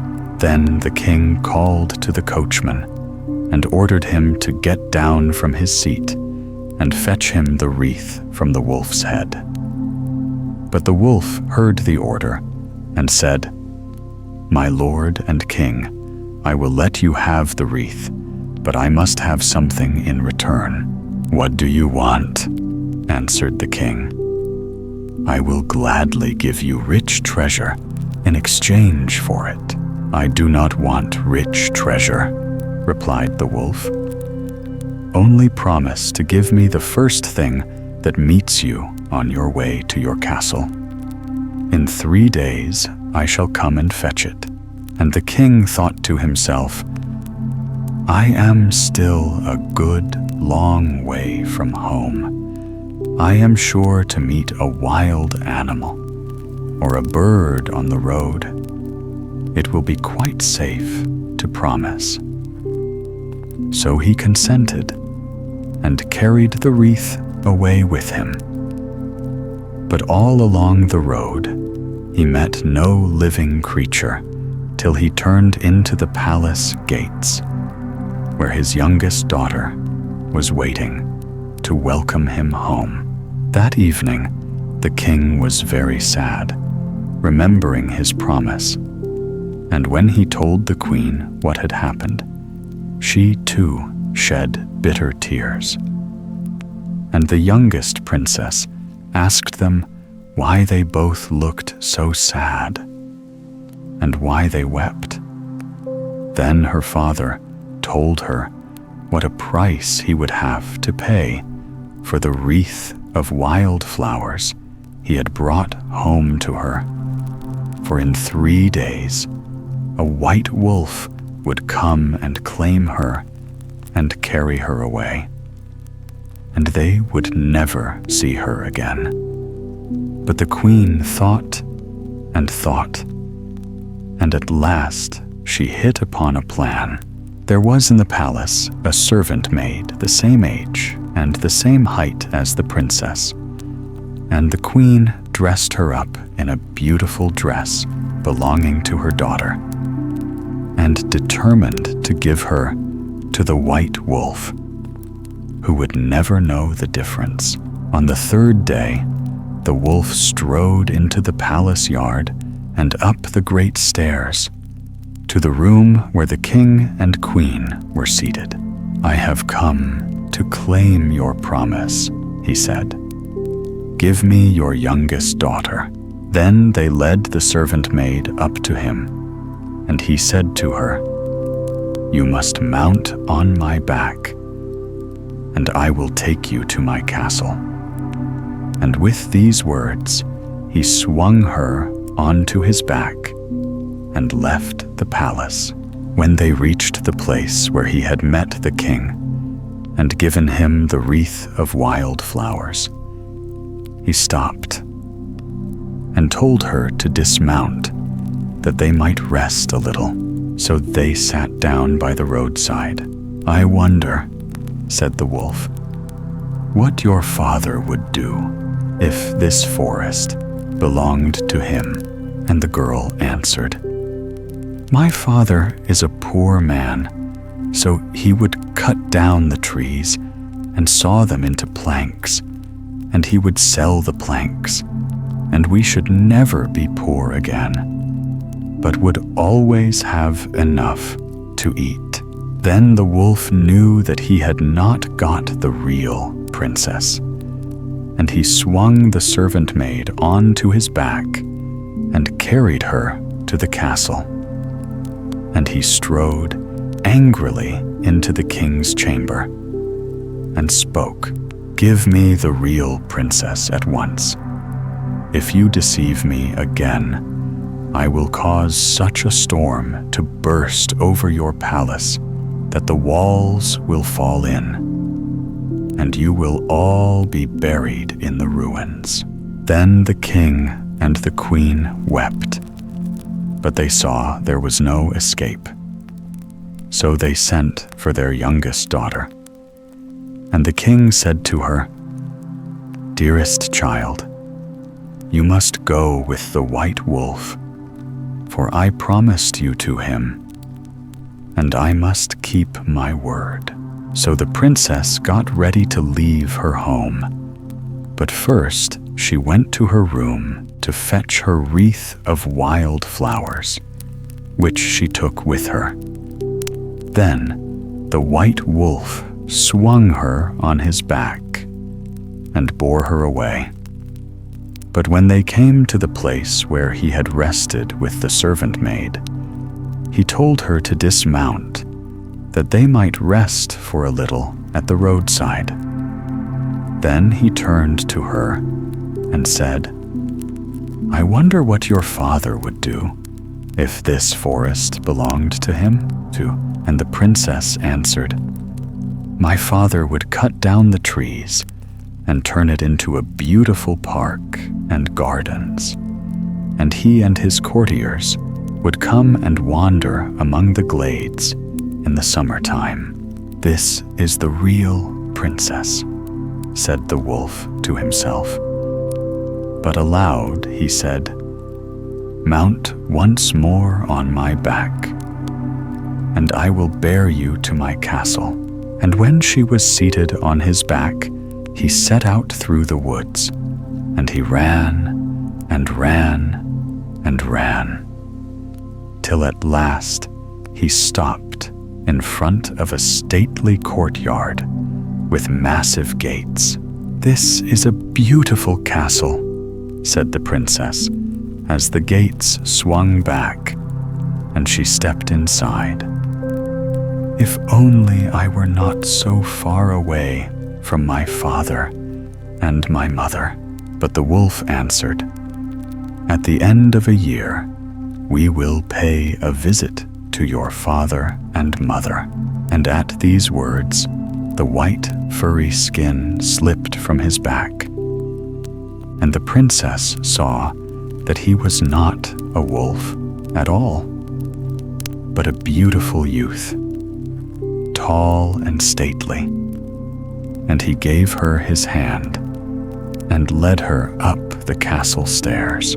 One day, at the end of half a year, he came into her room and said, "My dear one, you must get ready for a wedding. Your eldest sister is going to be married, and I will take you to your father's palace. When the wedding is over, I shall come and fetch you home. I will whistle outside the gate, and when you hear me, pay no heed to what your father or mother say. Leave your dancing and feasting, and come to me at once. For if I have to leave without you, you will never find your way back alone through the forests. When the princess was ready to start, she found that he had put on his white fur skin and was changed back into the wolf. And he swung her onto his back and set out with her to her father's palace, where he left her, while he himself returned home alone. But in the evening, he went back to fetch her, and standing outside the palace gate, he gave a long, loud whistle. In the midst of her dancing, the princess heard the sound, and at once she went to him, and he swung her on his back and bore her away to his castle. Again, at the end of half a year, the prince came into her room as the white wolf and said, "Dear heart, you must prepare for the wedding of your second sister. I will take you to your father's palace today, and we will remain there together till tomorrow morning." So they went together to the wedding. In the evening, when the two were alone together, he dropped his fur skin, and, ceasing to be a wolf, became a prince again. Now, they did not know that the princess's mother was hidden in the room. When she saw the white skin lying on the floor, she crept out of the room and sent a servant to fetch the skin and to burn it in the kitchen fire. The moment the flames touched the skin, there was a fearful clap of thunder heard, and the prince disappeared out of the palace gate in a whirlwind and returned to his palace alone. But the princess was heartbroken and spent the night weeping bitterly. Next morning, she set out to find her way back to the castle, but she wandered through the woods and forests, and she could find no path or track to guide her. For 14 days, she roamed in the forest, sleeping under the trees and living upon wild berries and roots. And at last, she reached a little house. She opened the door and went in, and found the wind seated in the room all by himself. And she spoke to the wind and said, "Wind, have you seen the white wolf?" And the wind answered, "All day and all night I have been blowing round the world, and I have only just come home. But I have not seen him." But he gave her a pair of shoes, in which, he told her, she would be able to walk 100 miles with every step. Then she walked through the air till she reached a star, and she said, "Tell me, star, have you seen the white wolf?" And the star answered, "I have been shining all night, and I have not seen him." But the star gave her a pair of shoes and told her that if she put them on, she would be able to walk 200 miles at a stride. So she drew them on, and she walked to the moon, and she said, "Dear moon, have you not seen the white wolf?" But the moon answered, "All night long I have been sailing through the heavens, and I have only just come home. But I did not see him." But he gave her a pair of shoes, in which she would be able to cover 400 miles with every stride. So she went to the sun and said, "Dear sun, have you seen the white wolf?" And the sun answered, "Yes, I have seen him, and he has chosen another bride, for he thought you had left him and would never return, and he is preparing for the wedding. But I will help you. Here are a pair of shoes. If you put these on, you will be able to walk on glass or ice and to climb the steepest places. And here is a spinning wheel with which you will be able to spin moss into silk. When you leave me, you will reach a glass mountain. Put on the shoes that I have given you, and with them you will be able to climb it quite easily. At the summit, you will find the palace of the white wolf." Then the princess set out, and before long she reached the glass mountain, and at the summit she found the white wolf's palace, as the sun had said. But no one recognized her, as she had disguised herself as an old woman, and had wound a shawl round her head. Great preparations were going on in the palace for the wedding, which was to take place next day.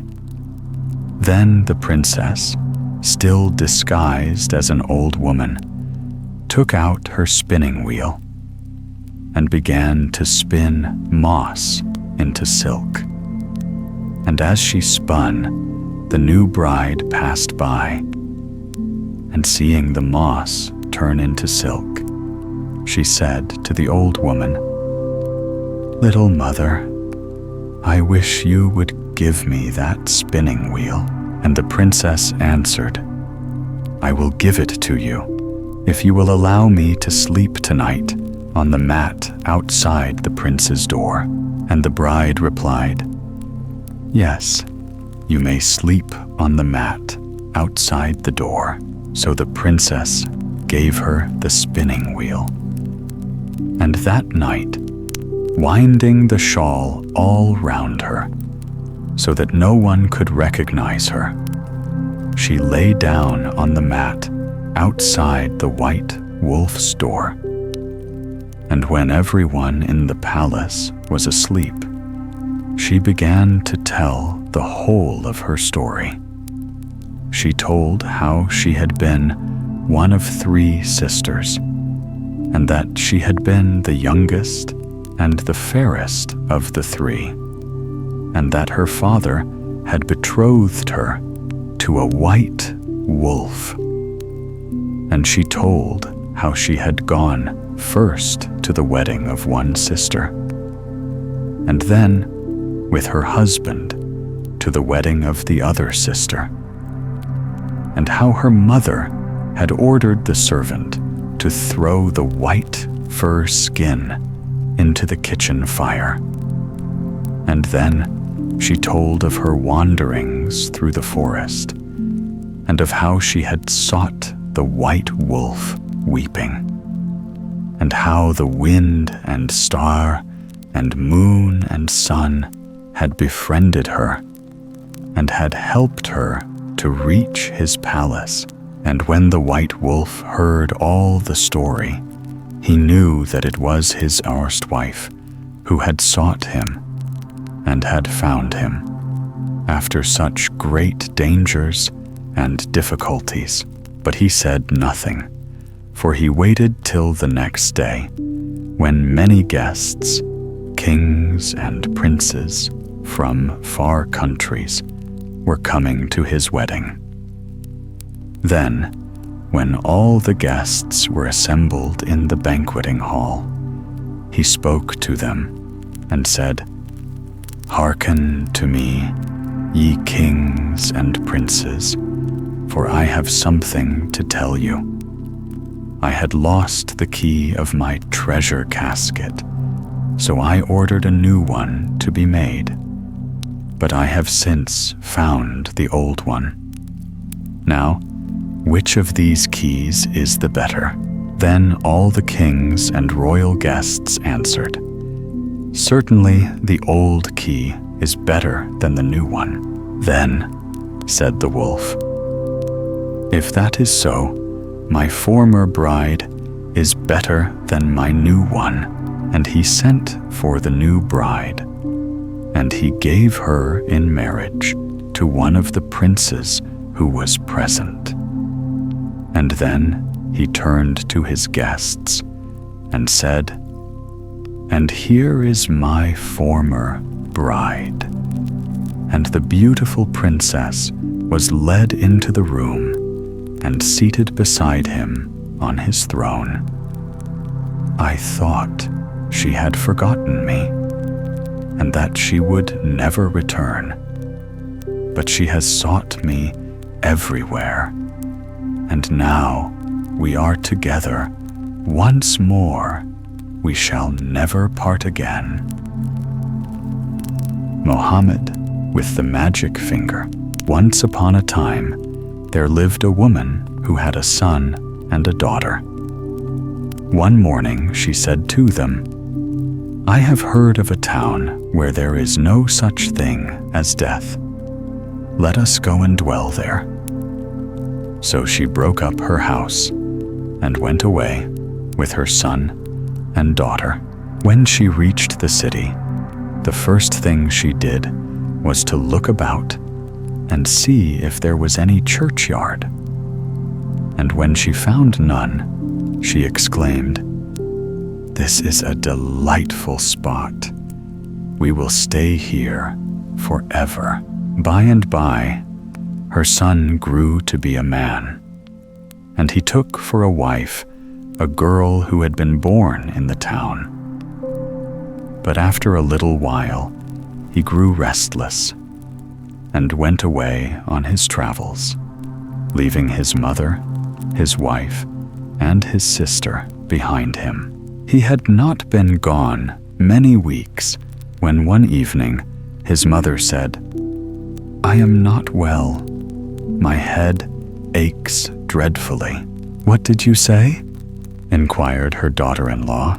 "My head feels ready to split," replied the old woman. The daughter-in-law asked no more questions, but left the house and went in haste to some butchers in the next street. "I have got a woman to sell. What will you give me for her?" said she. The butchers answered that they must see the woman first, and they all returned together. Then the butchers took the woman and told her they must kill her. "But why?" she asked. "Because," they said, "it is always our custom that when persons are ill and complain of their head, they should be killed at once. It is a much better way than leaving them to die a natural death." "Very well," replied the woman, "but leave, I pray you, my lungs and my liver untouched till my son comes back. Then give both to him."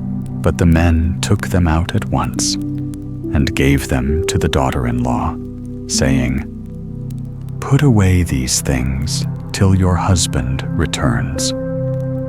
And the daughter-in-law took them and hid them in a secret place.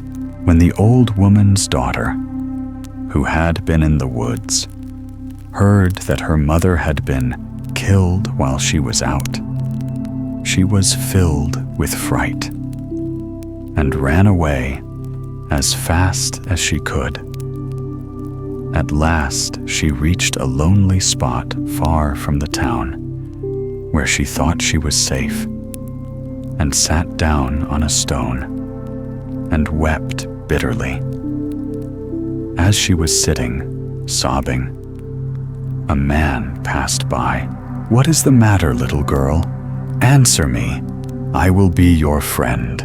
"Ah, sir, they have killed my mother. My brother is far away, and I have nobody. Will you come with me?" asked the man. "Thankfully," said she, and he led her down, down, under the earth, till they reached a great city. Then he married her, and in course of time she had a son, and the baby was known throughout the city as Mohammed with the magic finger, because whenever he stuck out his little finger, he was able to see anything that was happening for as far as 2 days' distance.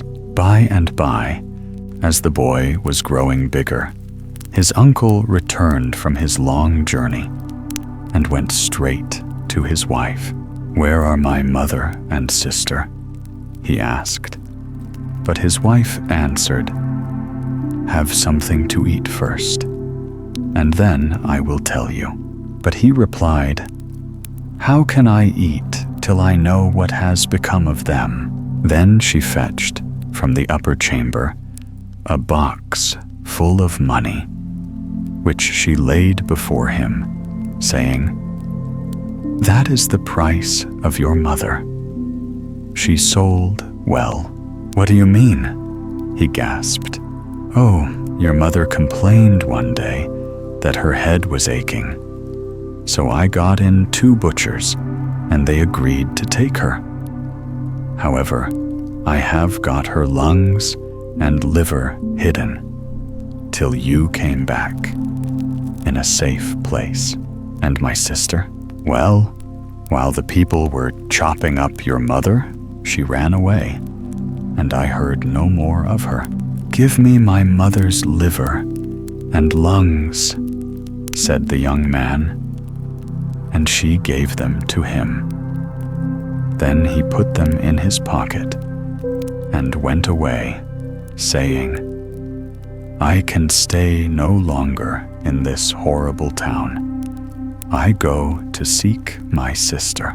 Now, one day, the little boy stretched out his finger and said to his mother, "My uncle is coming." "Where is he?" she asked. "He is still 2 days' journey off, looking for us, but he will soon be here." And in 2 days, as the boy had foretold, the uncle had found the hole in the earth and arrived at the gate of the city. All his money was spent, and not knowing where his sister lived, he began to beg of all the people he saw. "Here comes my uncle," called out the little boy. "Where?" asked his mother. "Here at the house door."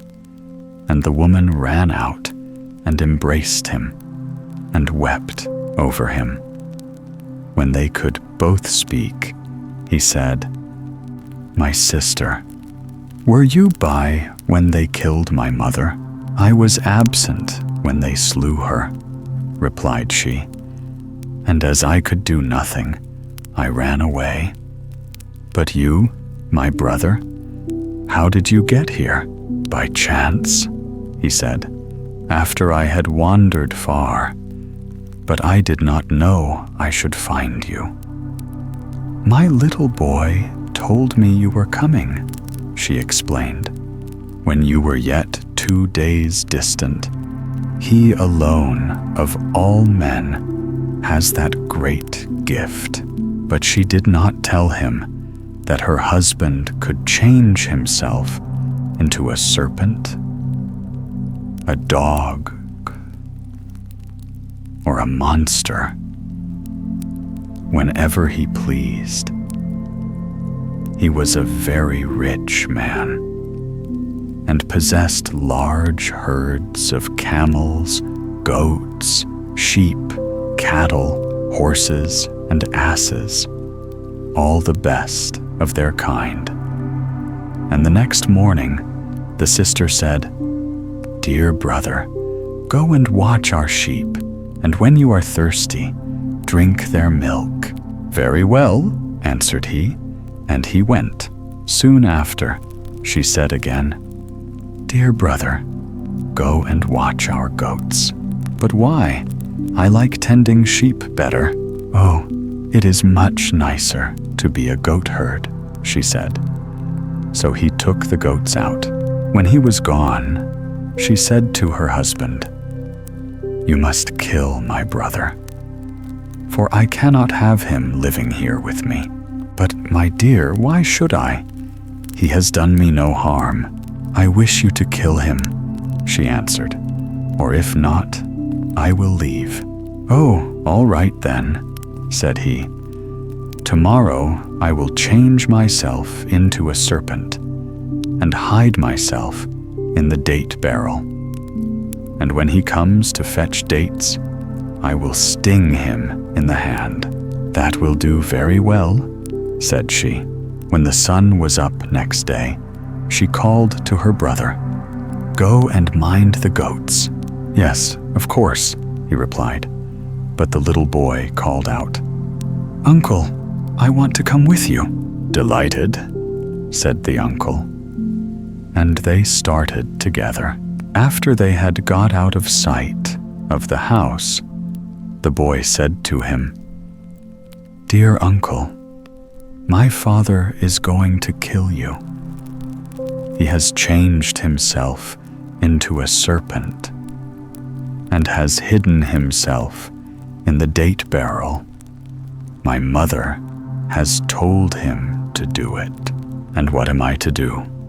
asked the uncle. "I will tell you.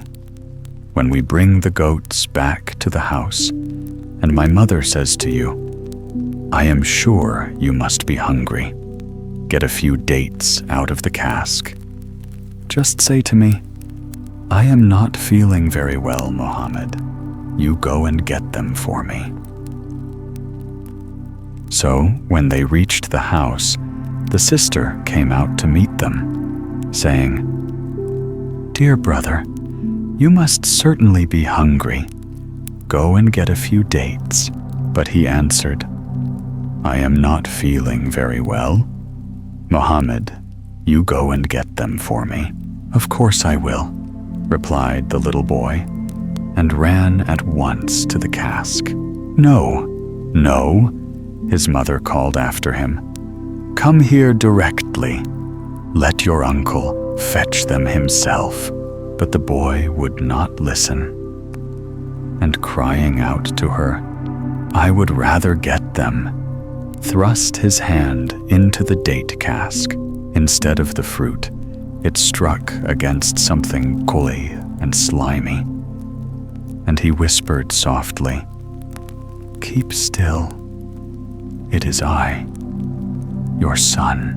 Then he picked up his dates and went away to his uncle. "Here they are, dear uncle. Eat as many as you want." And his uncle ate them.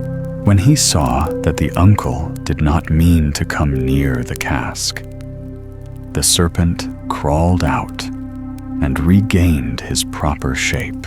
"I am thankful I did not kill him," he said to his wife.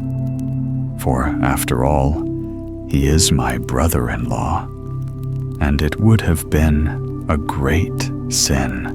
Either you kill him or I leave you," said she. "Well, well," sighed the man. "Tomorrow I will do it."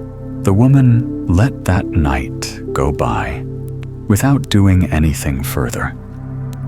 But at daybreak, she said to her brother, Get up, brother. It is time to take the goats to pasture." "All right," cried he. "I will come with you, uncle," called out the little boy. "Yes, come along," replied he. But the mother ran up, saying, "The child must not go out in this cold, or he will be ill." To which he only answered, "Nonsense. I am going, so it is no use your talking. I am going." "I am. I am." "Then go," she said. And so they started, driving the goats in front of them. When they reached the pasture, the boy said to his uncle, "Dear uncle, this night my father means to kill you. While we are away, he will creep into your room and hide in the straw. Directly we get home, my mother will say to you, 'Take that straw and give it to the sheep.' And if you do, he will bite you." "Then what am I to do?" asked the man. "Oh, do not be afraid, dear uncle. I will kill my father myself." "All right," replied the uncle. As they drove back the goats towards the house, the sister cried, "Be quick, dear brother. Go and get me some straw for the sheep." "Let me go," said the boy. "You are not big enough. Your uncle will get it," replied she. "We will both get it," answered the boy. "Come, uncle, let us go and fetch that straw." "All right," replied the uncle. And they went to the door of the room. "It seems very dark," said the boy. "I must go and get a light." And when he came back with one, he set fire to the straw, and the serpent was burnt. Then the mother broke into sobs and tears. "Oh, you wretched boy, what have you done? Your father was in that straw, and you have killed him." Now, how was I to know that my father was lying in that straw instead of in the kitchen?" said the boy. But his mother only wept the more and sobbed out, "From this day you have no father. You must do without him as best you can." "Why did you marry a serpent?" asked the boy. "I thought he was a man. How did he learn those odd tricks?" As the sun rose, she woke her brother and said, "Go and take the goats to pasture. I will come too," said the little boy. "Go then," said his mother. And they went together. On the way, the boy began, "Dear uncle, this night my mother means to kill both of us by poisoning us with the bones of the serpent, which she will grind to powder and sprinkle in our food." "And what are we to do?" asked the uncle. "I will kill her, dear uncle. I do not want either a father or a mother like that." When they came home in the evening, they saw the woman preparing supper and secretly scattering the powdered bones of the serpent on one side of the dish. On the other, where she meant to eat herself, there was no poison. And the boy whispered to his uncle, "Dear uncle, be sure you eat from the same side of the dish as I do." "All right," said the uncle. So they all three sat down to the table. But before they helped themselves, the boy said, "I am thirsty, mother. Will you get me some milk?" "Very well," said she. "But you had better begin your supper." And when she came back with the milk, they were both eating busily. "Sit down and have something too," said the boy. And she sat down and helped herself from the dish. but at the very first moment, she sank dead upon the ground. "She has got what she meant for us," observed the boy. "And now we will sell the sheep and cattle." So the sheep and cattle were sold, and the uncle and nephew took the money and went to see the world. For 10 days they traveled through the desert, and then they came to a place where the road parted in two. "Uncle," said the boy. "Well, what is it?" replied he. "You see these two roads? You must take one, and I the other. For the time has come when we must part." But the uncle cried, "No, no, my boy. We will keep together always." "Alas, that cannot be," said the boy. "So tell me which way you will go." "I will go to the west," said the uncle. "One word before I leave you," continued the boy. "Beware of any man who has red hair and blue eyes. Take no service under him." "All right," replied the uncle, and they parted. For 3 days the man wandered on without any food till he was very hungry. Then, when he was almost fainting, a stranger met him and said, "Will you work for me?" "By contract?" asked the man. "Yes, by contract," replied the stranger. "And whichever of us breaks it shall have a strip of skin taken from his body." "All right," replied the man. "What shall I have to do?" "Every day you must take the sheep out to pasture and carry my old mother on your shoulders, taking great care her feet shall never touch the ground. And besides that, you must catch, every evening, 7 singing birds for my 7 sons." "That is easily done," said the man. Then they went back together, and the stranger said, "Here are your sheep, and now stoop down and let my mother climb on your back."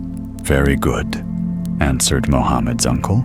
The new shepherd did as he was told, and returned in the evening with the old woman on his back, and the 7 singing birds in his pocket, which he gave to the 7 boys when they came to meet him.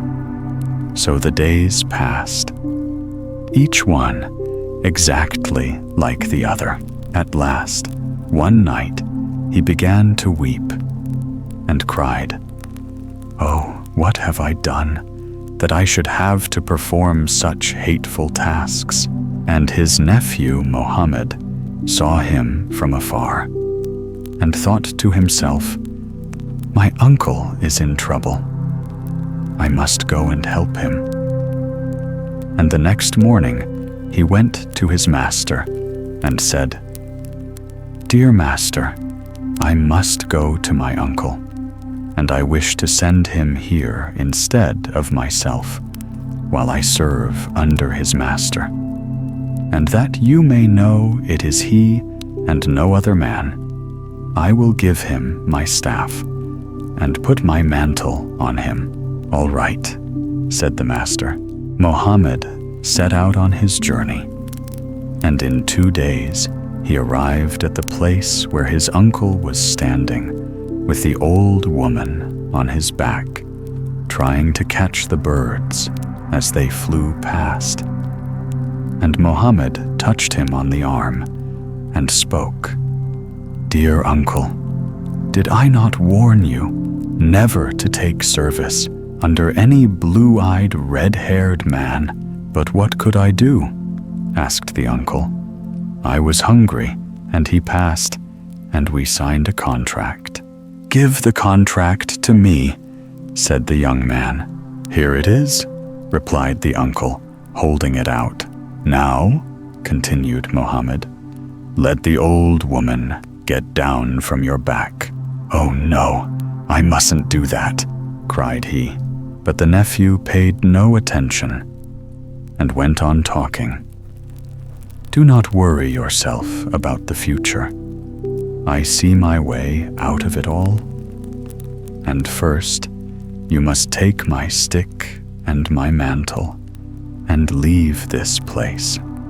After 2 days' journey, straight before you, you will come to some tents which are inhabited by shepherds. Go in there and wait. All right, answered the uncle. Then Mohammed, with the magic finger, picked up a stick and struck the old woman with it, saying, Get down and look after the sheep. I want to go to sleep. Oh, certainly, replied she. So Mohammed lay down comfortably under a tree and slept till evening. Towards sunset, he woke up and said to the old woman, Where are the singing birds which you have got to catch? You never told me anything about that, replied she.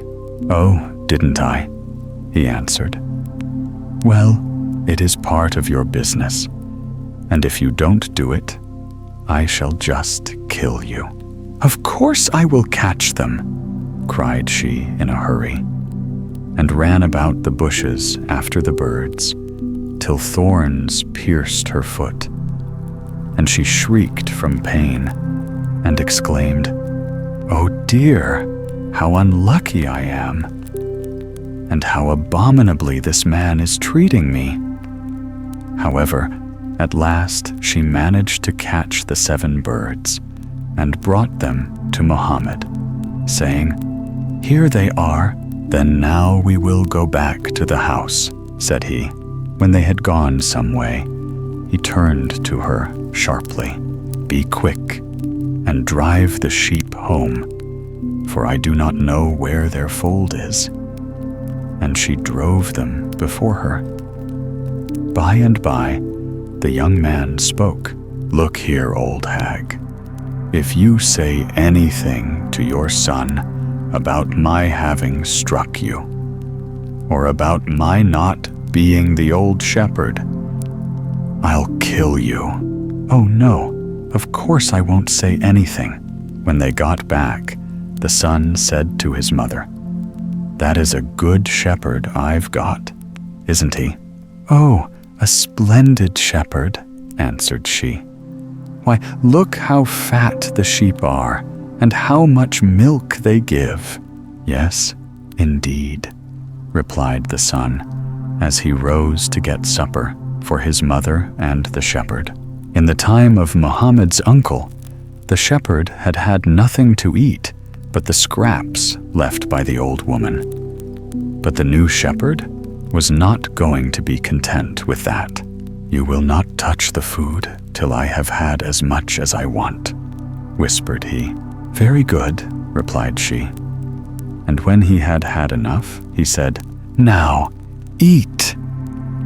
But she wept and cried, That was not written in your contract. You were only to have what I left. If you say a word more, I will kill you, said he.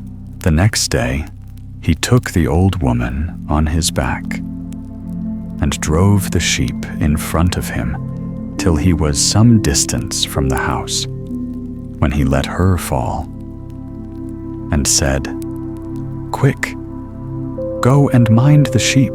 Then he took a ram and killed it. He lit a fire and broiled some of its flesh and called to the old woman, Come and eat with me. And she came.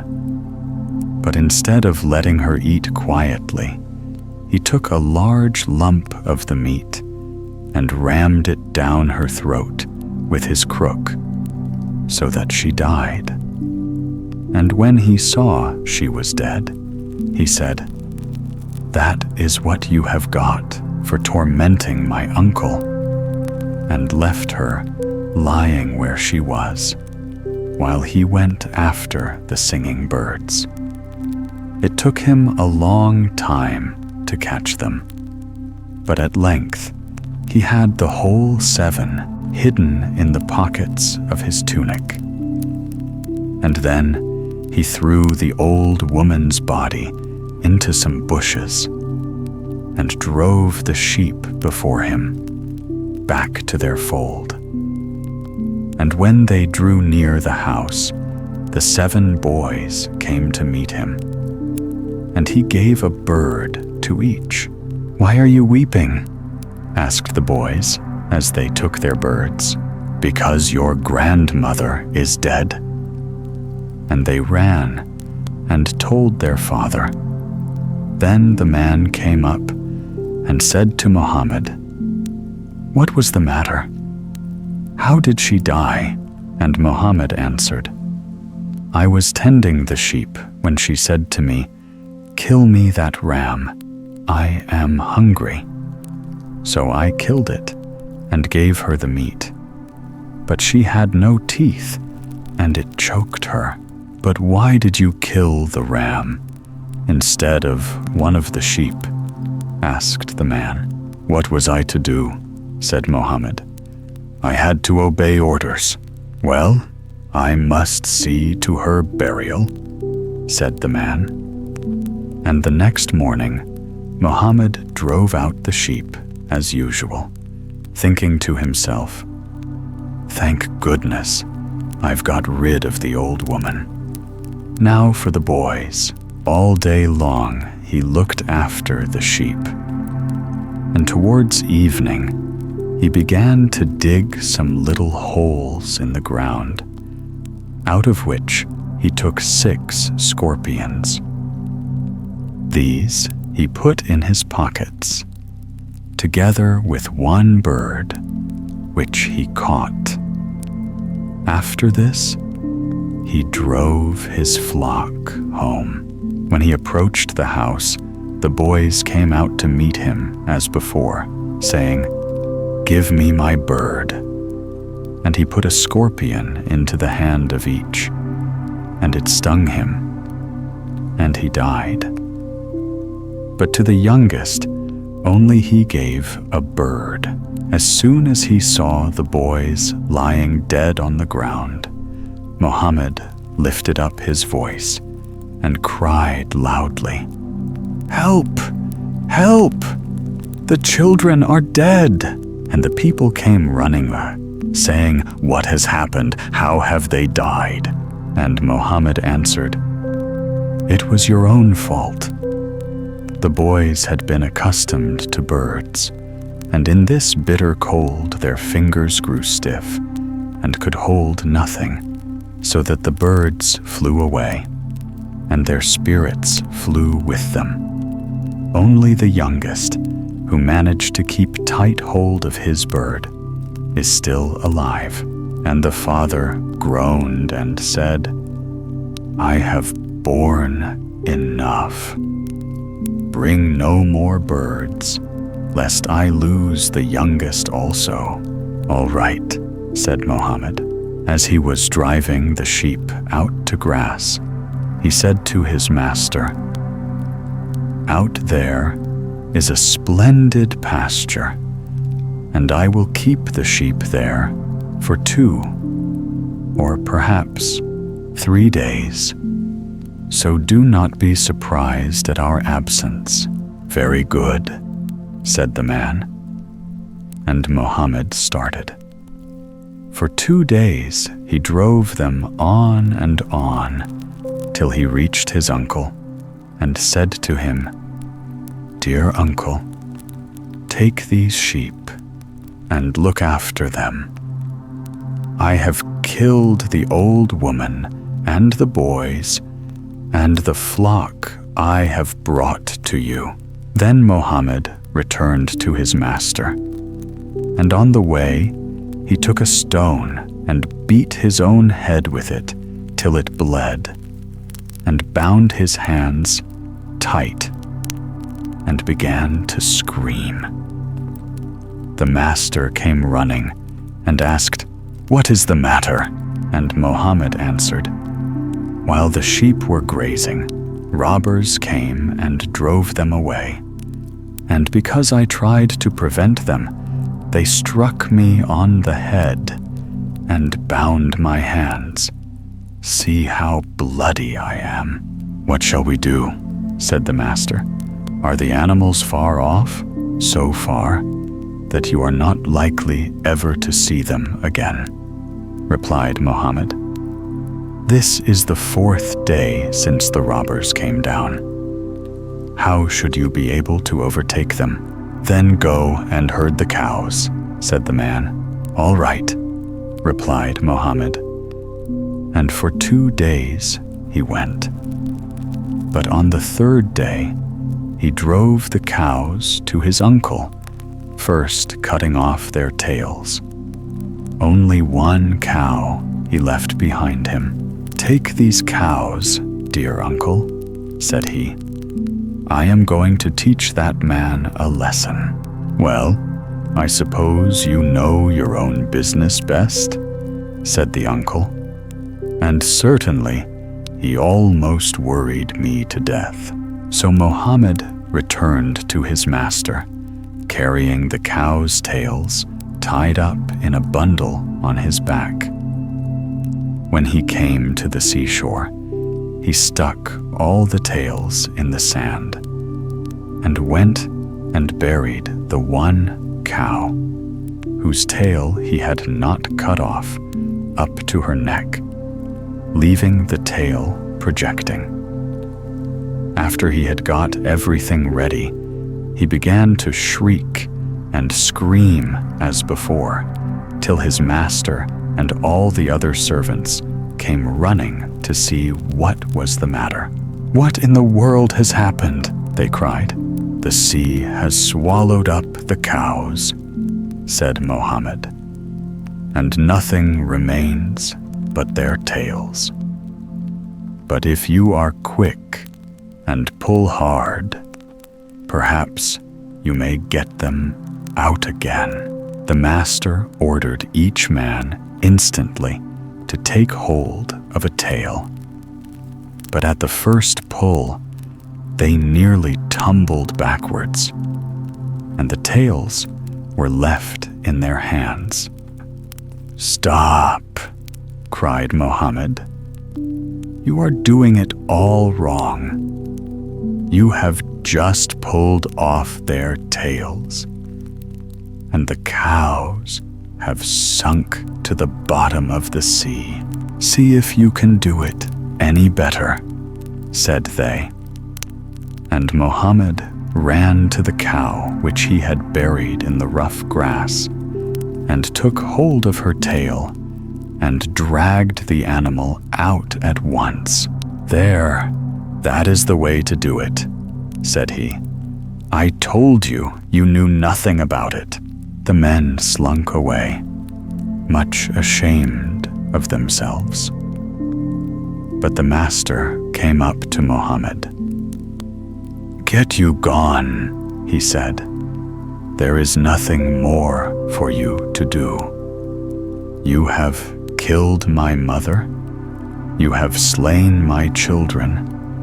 You have stolen my sheep. You have drowned my cows. I have now no work to give you. First, give me the strip of your skin, which belongs to me of right, as you have broken your contract." "That a judge shall decide," said the master. "We will go before him." "Yes, we will," replied Mohammed. And they went before the judge. "What is your case?" asked the judge of the master. "My lord," said the man, bowing low, "my shepherd here has robbed me of everything. He has killed my children and my old mother. He has stolen my sheep. He has drowned my cows in the sea." The shepherd answered, "He must pay me what he owes me, and then I will go." "Yes, that is the law," said the judge. "Very well," returned the master. "Let him reckon up how long he has been in my service." "That won't do," replied Mohammed.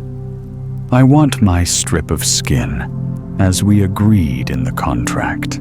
Seeing there was no help for it, the master cut a bit of skin and gave it to Mohammed, who went off at once to his uncle.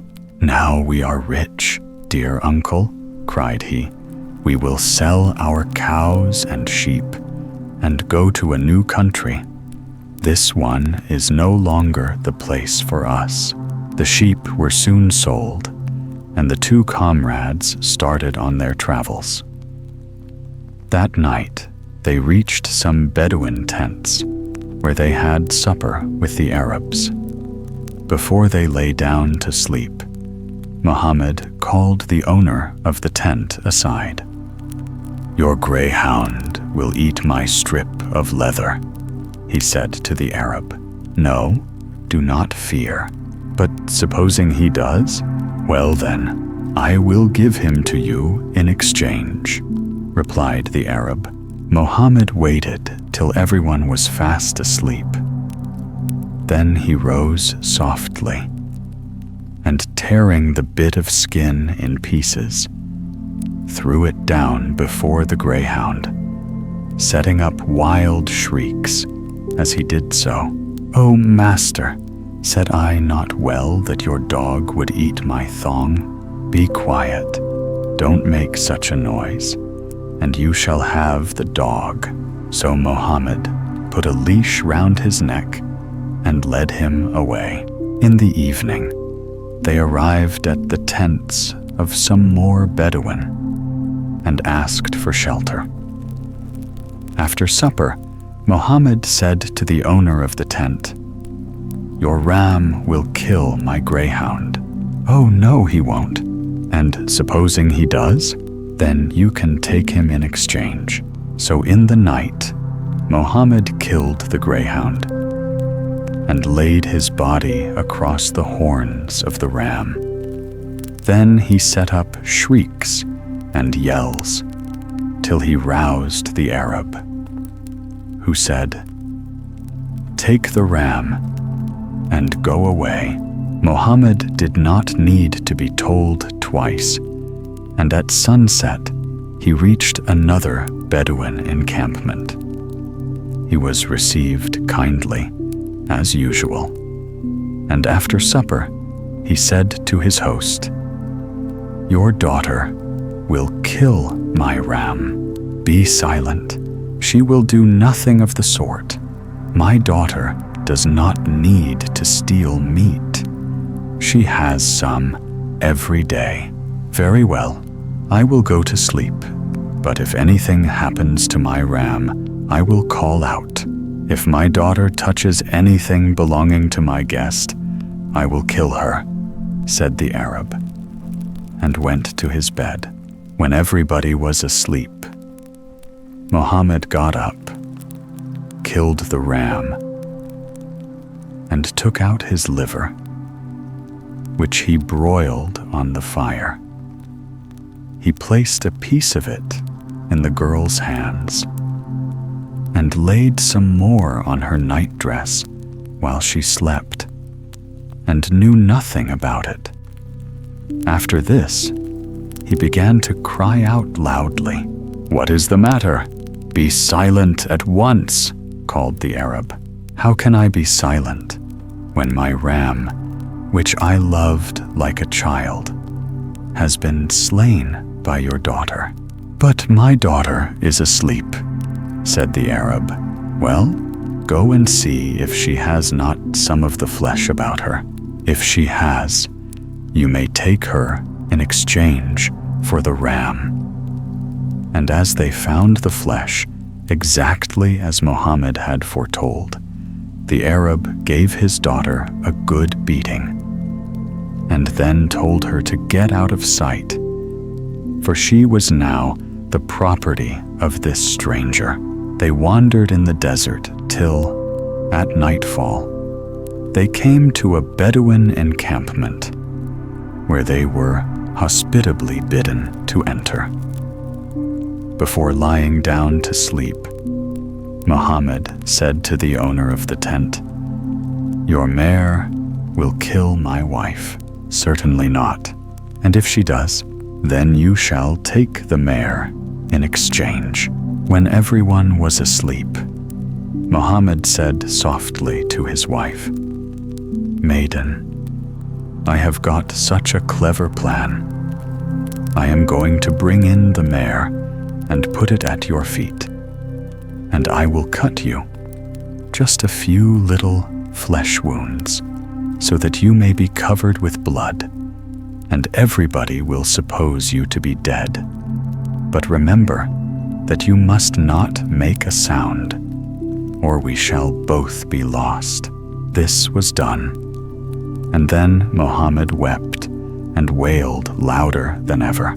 The Arab hastened to the spot and cried, "Oh, cease making that terrible noise. Take the mare and go, but carry off the dead girl with you.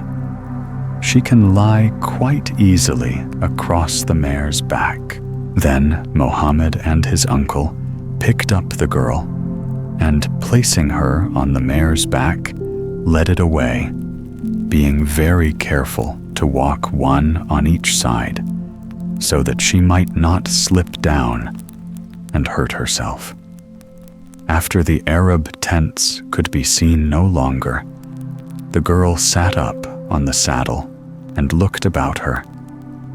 And as they were all hungry, they tied up the mare and took out some dates to eat. When they had finished, Mohammed said to his uncle, "Dear uncle, the maiden shall be your wife. I give her to you. But the money we got from the sheep and cows we will divide between us. You shall have 2/3, and I will have 1. For you will have a wife, but I never mean to marry. And now go in peace, for never more will you see me. The bond of bread and salt is at an end between us." So they wept and fell on each other's necks and asked forgiveness for any wrongs in the past. Then they parted and went their ways. Bobino. Once on a time, there was a rich merchant who had an only son called Bobino. Now, as the boy was clever and had a great desire for knowledge, his father sent him to be under a master, from whom he thought he would learn to speak all sorts of foreign languages. After some years with this master, Bobino returned to his home one evening as he and his father were walking in the garden. The sparrows in the trees above their heads began such a twittering that they found it impossible to hear each other speak. This annoyed the merchant very much, so, to soothe him, Bobino said, "Would you like me to explain to you what the sparrows are saying to each other?" The merchant looked at his son in astonishment and answered, "What can you mean? How can you explain what the sparrows say? Do you consider yourself a soothsayer or a magician?" "I am neither a soothsayer nor a magician," answered Bobino, "but my master taught me the language of all the animals." "Alas, for my good money," exclaimed the merchant. "The master has certainly mistaken my intention. Of course, I meant you to learn the languages that human beings talk, and not the language of animals." "Have patience," answered the son. "My master thought it best to begin with the language of animals, and later to learn the languages of human beings." On their way into the house, the dog ran to meet them barking furiously. "What can be the matter with the beast?" said the merchant. "Why should he bark at me like that when he knows me quite well?" "Shall I explain to you what he is saying?" said Bobino. "Leave me in peace, and don't trouble me with your nonsense," said the merchant quite crossly. How my money has been wasted. A little later, as they sat down to supper, some frogs in a neighboring pond set up such a croaking as had never been heard. The noise so irritated the merchant that he quite lost his temper and exclaimed, "This only was wanting to add the last drop to my discomfort and disappointment." "Shall I explain to you?" began Bobino. "Will you hold your tongue with your explanations?" shouted the merchant. "Go to bed, and don't let me see your face again." So Bobino went to bed and slept soundly. But his father, who could not get over his disappointment at the waste of his money, was so angry that he sent for 2 servants and gave them orders, which they were to carry out on the following day. Next morning, one of the servants awakened Bobino early and made him get into a carriage that was waiting for him. The servant placed himself on the seat beside him, while the other servant rode alongside the carriage as an escort.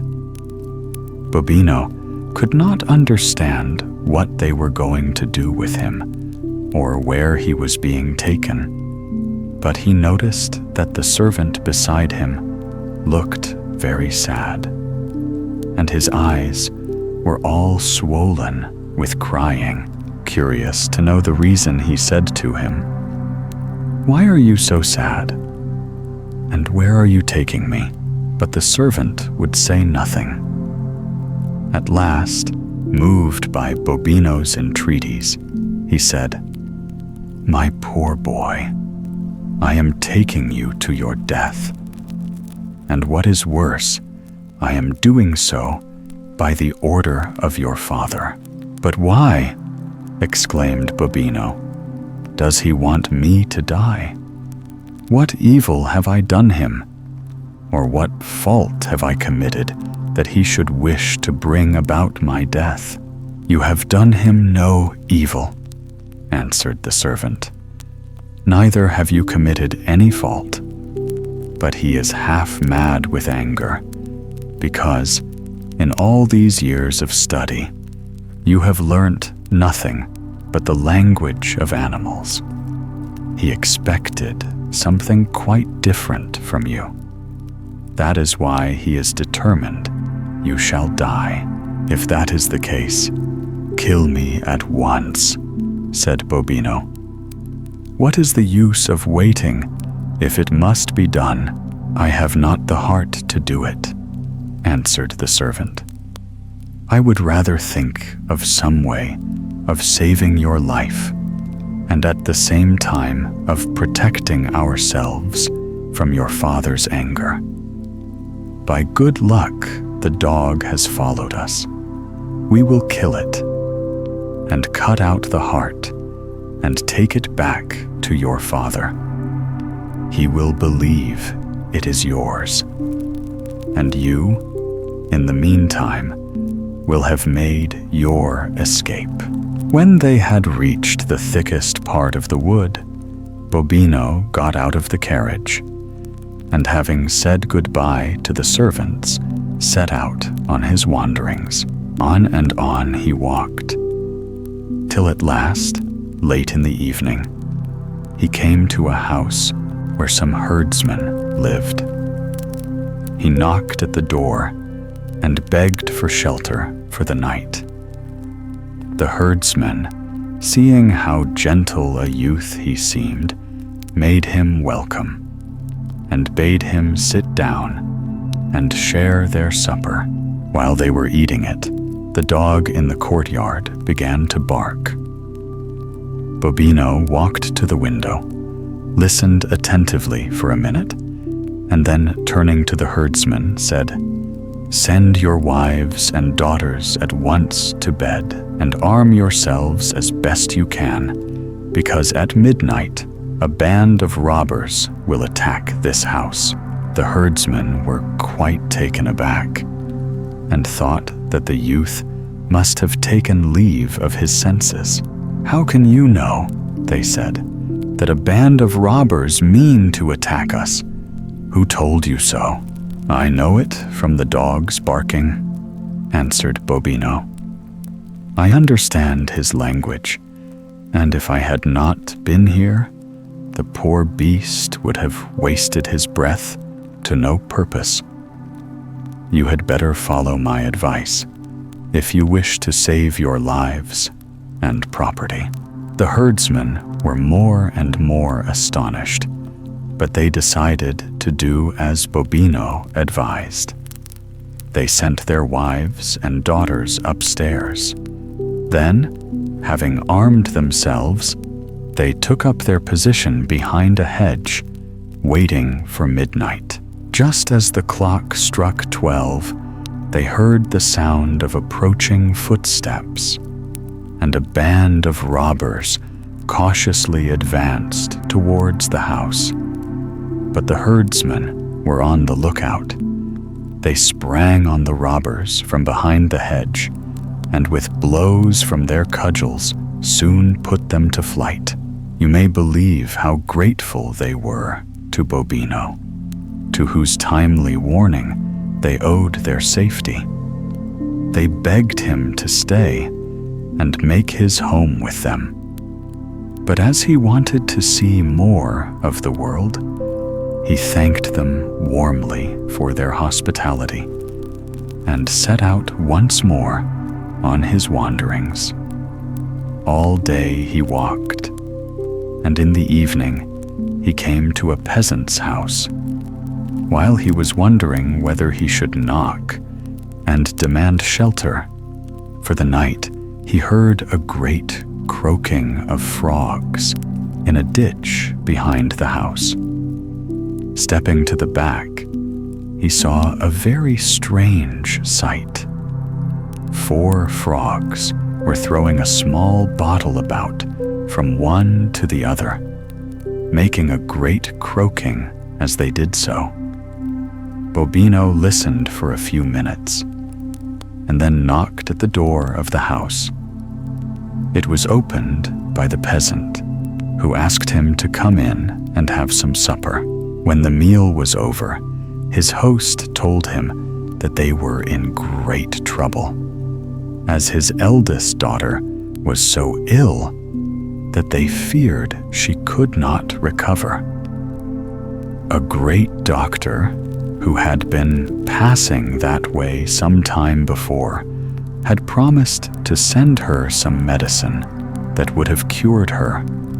But the servant to whom he had entrusted the medicine had let it drop on the way back.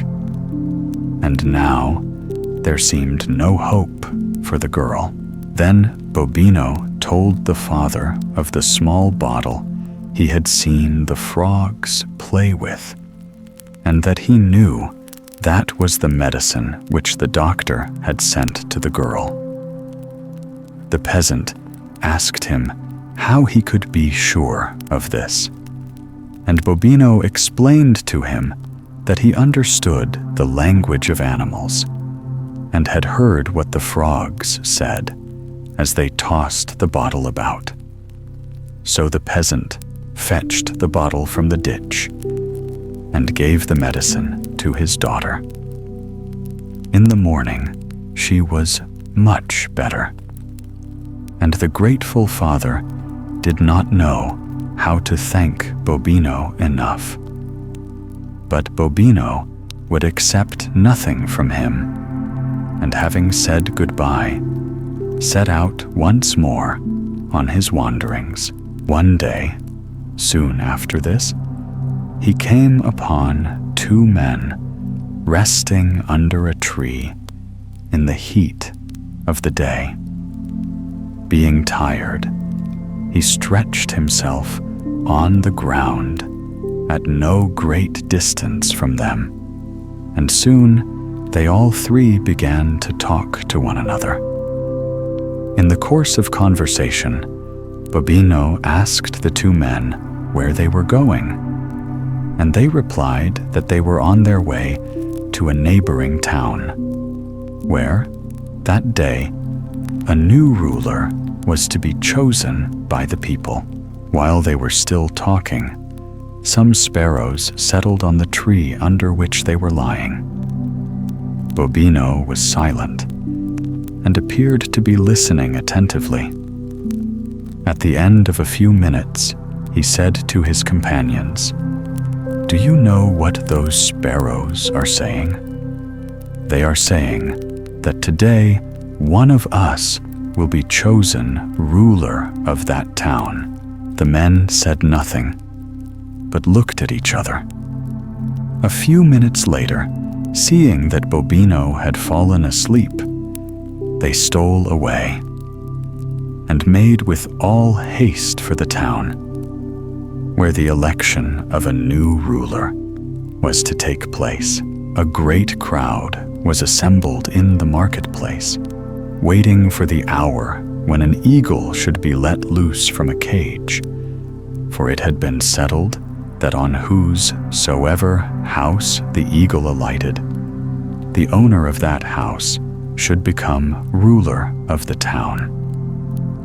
At last, the hour arrived.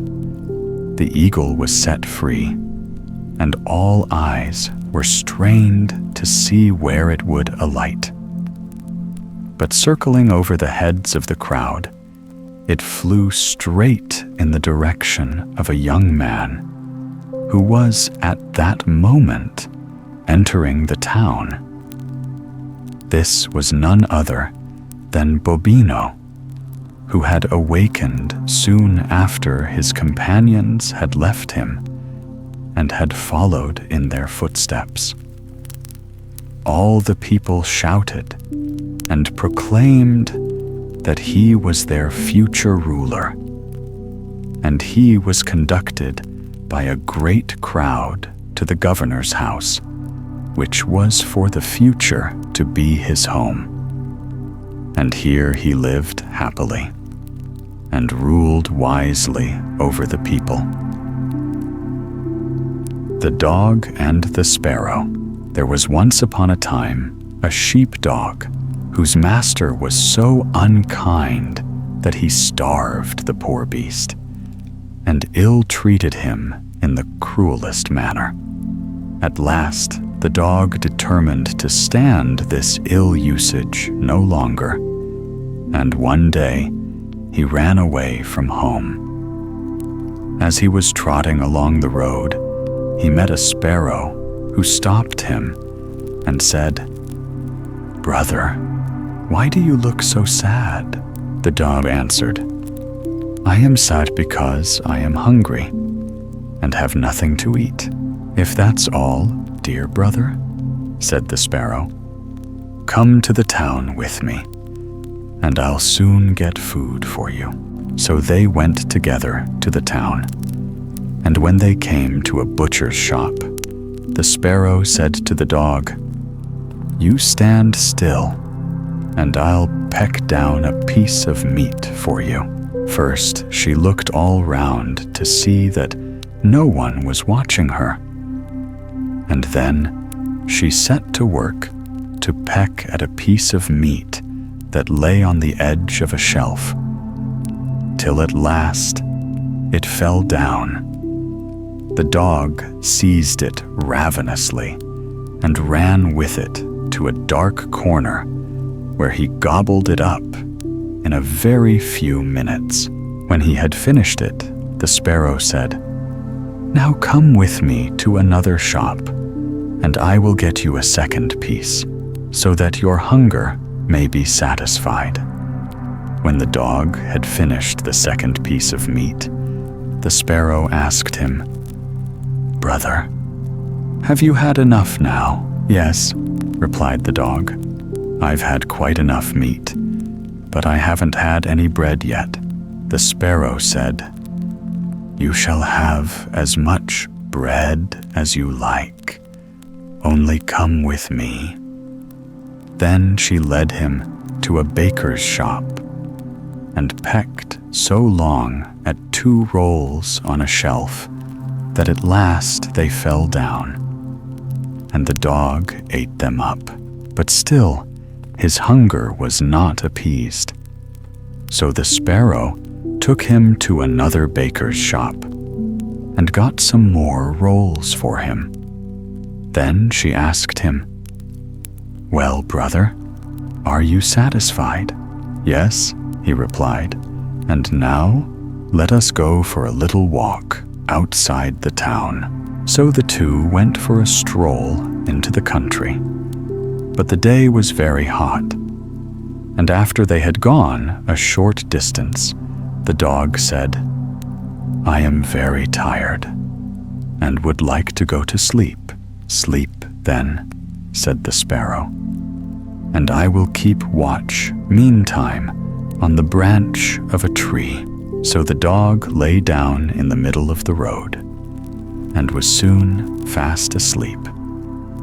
While he was sleeping, a carter passed by, driving a wagon drawn by 3 horses and laden with 2 barrels of wine. The sparrow noticed that the man was not going out of his way to avoid the dog, but was driving right in the middle of the road where the poor animal lay. So she called out, "Carter, take care what you are about, or I shall make you suffer for it." But the carter merely laughed at her words, and cracking his whip, he drove his wagon right over the dog, so that the heavy wheels killed him. Then the sparrow called out, "You have caused my brother's death, and your cruelty will cost you your wagon and horses." "Wagon and horses indeed," said the carter. "I'd like to know how you could rob me of them." The sparrow said nothing, but crept under the cover of the wagon and pecked so long at the bunghole of one of the barrels that at last she got the cork away, and all the wine ran out without the carter's noticing it. But at last he turned round and saw that the bottom of the cart was wet. And when he examined it, he found that one of the barrels was quite empty. "Oh, what an unlucky fellow I am," he exclaimed. "You'll have worse luck still," said the sparrow, as she perched on the head of one of the horses and pecked out its eyes. When the carter saw what had happened, he seized an awl and tried to hit the sparrow with it. But the little bird flew up into the air, and the carter only hit the blind horse on the head, so that it fell down dead. "Oh, what an unlucky fellow I am," he exclaimed again. "You'll have worse luck yet," said the sparrow. And when the carter drove on with his 2 horses, she crept under the covering again and pecked away at the cork of the second barrel till she got it away, and all the wine poured out onto the road. When the carter perceived this fresh disaster, he called out once more, "Oh, what an unlucky fellow I am." But the sparrow answered, "Your bad luck is not over yet." And flying on to the head of the second horse, she pecked out its eyes. The carter jumped out of the wagon and seized his axe, with which he meant to kill the sparrow. But the little bird flew high into the air, and the blow fell on the poor blind horse instead, and killed it on the spot. Then the carter exclaimed, "Oh, what an unlucky fellow I am! You've not got to the end of your bad luck yet," sang the sparrow. And perching on the head of the third horse, she pecked out its eyes. The carter, blind with rage, let his axe flatarate the bird. But once more she escaped the blow, which fell on the only remaining horse, and killed it. And again the carter called out, "Oh, what an unlucky fellow I am! You'll have worse luck yet," said the sparrow, "for now I mean to make your home desolate." The carter had to leave his wagon on the road, and he went home in a towering passion.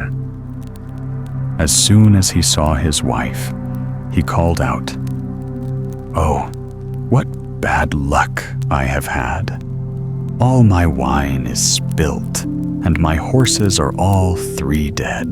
"My dear husband," replied his wife, "your bad luck pursues you, for a wicked little sparrow has assembled all the other birds in the world, and they are in our barn, eating everything up."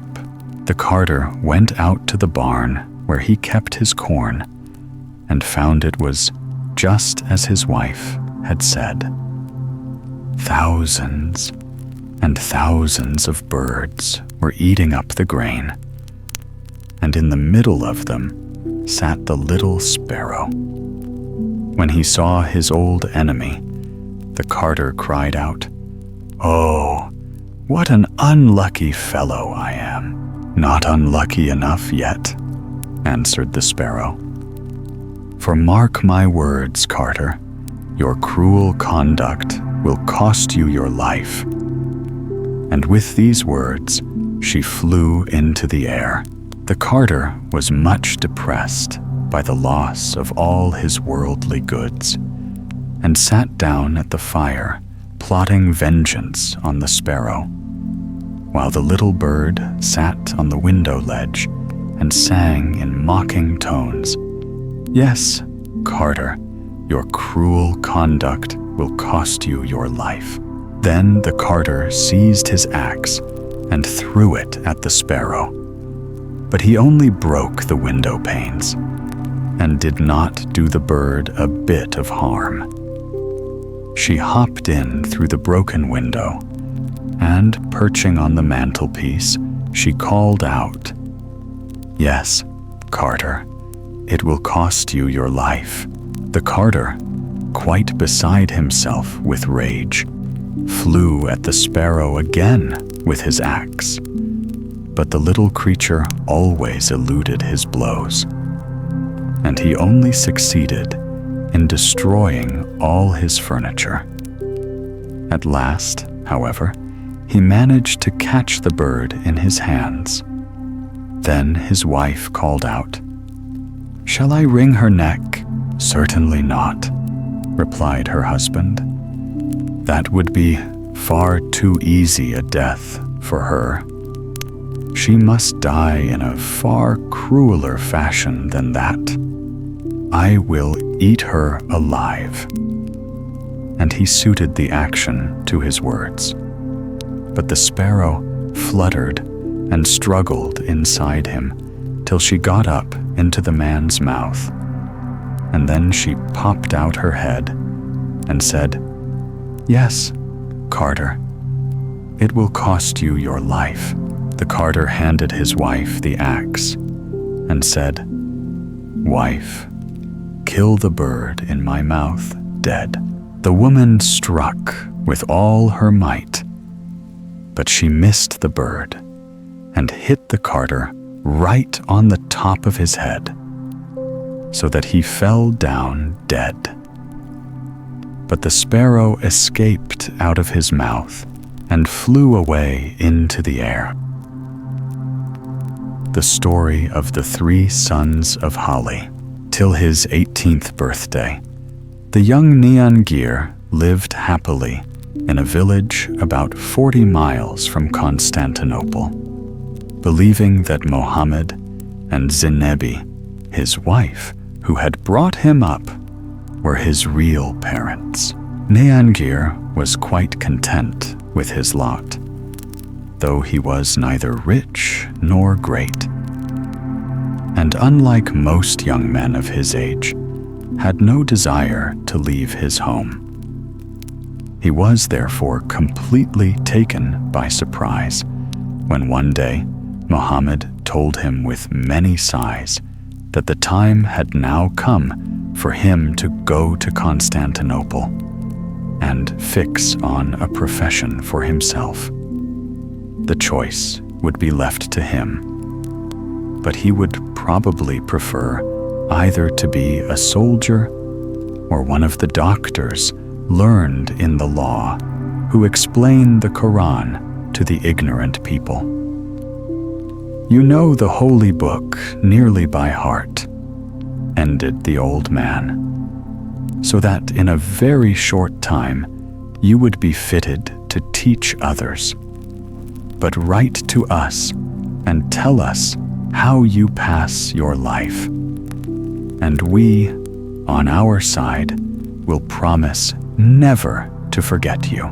So saying, Mohammed gave Neangir 4 piastres to start him in the great city, and obtained leave for him to join a caravan which was about to set off for Constantinople.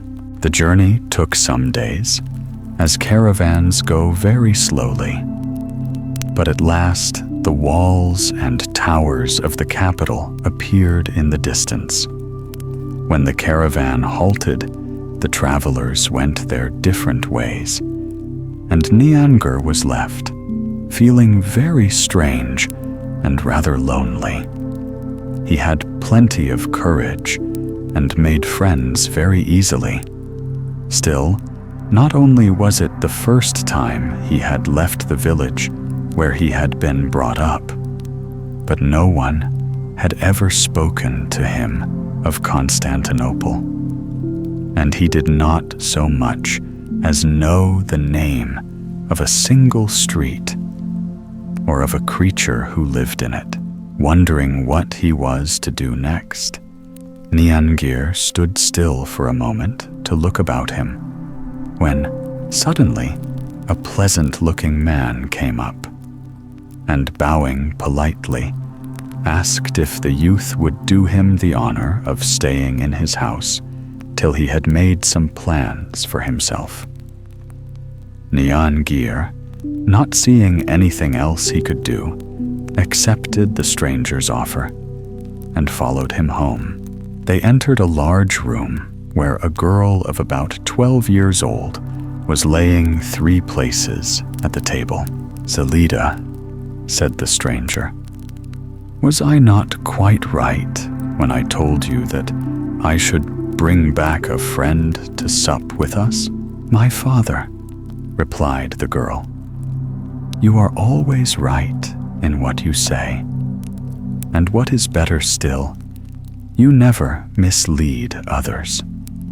As she spoke, an old slave placed on the table a dish called pilau, made of rice and meat, which is a great favorite among people in the East, and setting down glasses of sherbet before each person, left the room quietly. During the meal, the host talked a great deal upon all sorts of subjects, but Neangir did nothing but look at Zelida, as far as he could, without being positively rude. The girl blushed and grew uncomfortable, and at last turned to her father. "The stranger's eyes never wander from me," she said in a low and hesitating voice. "If Hassan should hear of it, jealousy will make him mad." "No, no," replied the father. "You are certainly not for this young man. Did I not tell you before that I intend him for your sister, Argentine. I will at once take measures to fix his heart upon her." And he rose and opened a cupboard, from which he took some fruits and a jug of wine, which he put on the table, together with a small silver and mother-of-pearl box. "Taste this wine," he said to the young man, pouring some into a glass. "Give me a little, too," cried Zelida. "Certainly not," answered her father. "You and Hassan both had as much as was good for you the other day." "Then drink some yourself," replied she, "or this young man will think we mean to poison him." "Well, if you wish, I will do so," said the father. "This elixir is not dangerous at my age, as it is at yours." When Neangir had emptied his glass, his host opened the mother-of-pearl box and held it out to him.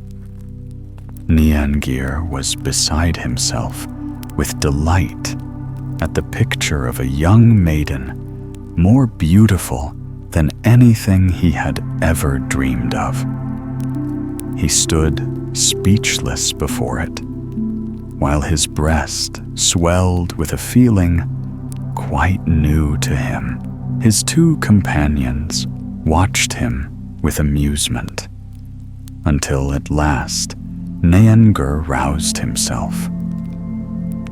"Explain to me, I pray you," he said, "the meaning of these mysteries. Why did you ask me here? Why did you force me to drink this dangerous liquid, which has set fire to my blood? Why have you shown me this picture, which has almost deprived me of reason?" "I will answer some of your questions," replied his host, "but all I may not. The picture that you hold in your hand is that of Zelaida's sister. It has filled your heart with love for her. Therefore, go and seek her. When you find her, you will find yourself." "But where shall I find her?" cried Neangir, kissing the charming miniature on which his eyes were fixed. "I am unable to tell you more," replied his host cautiously, "but I can't," interrupted Zelaida eagerly. "Tomorrow, you must go to the Jewish bazaar and buy a watch from the second shop on the right hand. And at midnight," but what was to happen at midnight, Neangir did not hear, for Zelaida's father hastily laid his hand over her mouth, crying, "Oh, be silent, child. Would you draw down on you, by imprudence, the fate of your unhappy sisters?" Hardly had he uttered the words when a thick black vapor rose about him, proceeding from the precious bottle, which his rapid movement had overturned. The old slave rushed in and shrieked loudly, while Neangir, upset by this strange adventure, left the house. He passed the rest of the night on the steps of a mosque, and with the first streaks of dawn, he took his picture out of the folds of his turban. Then, remembering Zelaida's words, he inquired the way to the bazaar and went straight to the shop she had described. In answer to Neangir's request to be shown some watches, the merchant produced several and pointed out the one which he considered the best. The price was 3 gold pieces, which Neangir readily agreed to give him. But the man made a difficulty about handing over the watch unless he knew where his customer lived. "That is more than I know myself," replied Neangir. "I only arrived in the town yesterday, and cannot find the way to the house where I went first." "Well," said the merchant, "come with me, and I will take you to a good Mussulman, where you will have everything you desire at a small charge." Niangir consented, and the two walked together through several streets till they reached the house recommended by the Jewish merchant. By his advice, the young man paid in advance the last gold piece that remained to him for his food and lodging. As soon as Niangir had dined, he shut himself up in his room, and thrusting his hand into the folds of his turban, drew out his beloved portrait. As he did so, he touched a sealed letter which had apparently been hidden there without his knowledge, and seeing it was written by his foster mother, Zinebi, he tore it eagerly open. Judge of his surprise when he read these words: "My dearest child, this letter, which you will someday find in your turban, is to inform you that you are not really our son. We believe your father to have been a great lord in some distant land, and inside this packet is a letter from him, threatening to be avenged on us if you are not restored to him at once. We shall always love you, but do not seek us or even write to us. It will be useless." In the same wrapper was a roll of paper with a few words as follows, traced in a hand unknown to Niangir.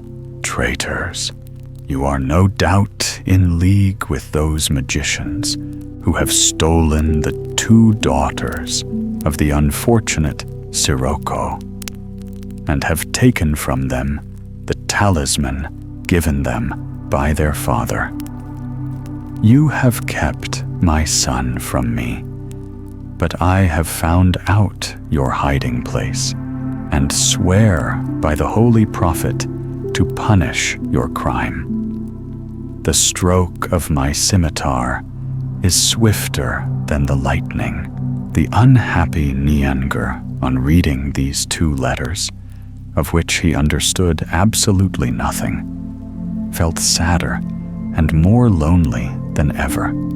It soon dawned on him that he must be the son of the man who had written to Mohammed and his wife, but he did not know where to look for him, and indeed thought much more about the people who had brought him up, and whom he was never to see again. To shake off these gloomy feelings, so as to be able to make some plans for the future, Niangir left the house and walked briskly about the city till darkness had fallen. He then retraced his steps and was just crossing the threshold when he saw something at his feet, sparkling in the moonlight. He picked it up and discovered it to be a gold watch shining with precious stones. He gazed up and down the street to see if there was anyone about to whom it might belong, but there was not a creature visible. So he put it in his sash by the side of a silver watch which he had bought from the Jew that morning. The possession of this piece of good fortune cheered Niangir up a little, for, thought he, I can sell these jewels for at least 1,000 sequins, and that will certainly last me till I have found my father. And consoled by this reflection, he laid both watches beside him and prepared to sleep.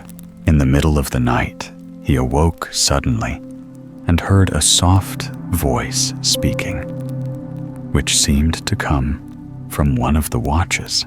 "Aurora, my sister," it whispered gently. "Did they remember to wind you up at midnight?" "No, dear Argentine," was the reply. "And you? They forgot me, too," answered the first voice. "And it is now 1 o'clock, so that we shall not be able to leave our prison till tomorrow. If we are not forgotten again, then we have nothing now to do here," said Aurora. "We must resign ourselves to our fate. Let us go." Filled with astonishment, Niangir sat up in bed and beheld by the light of the moon the 2 watches slide to the ground and roll out of the room past the cat's quarters.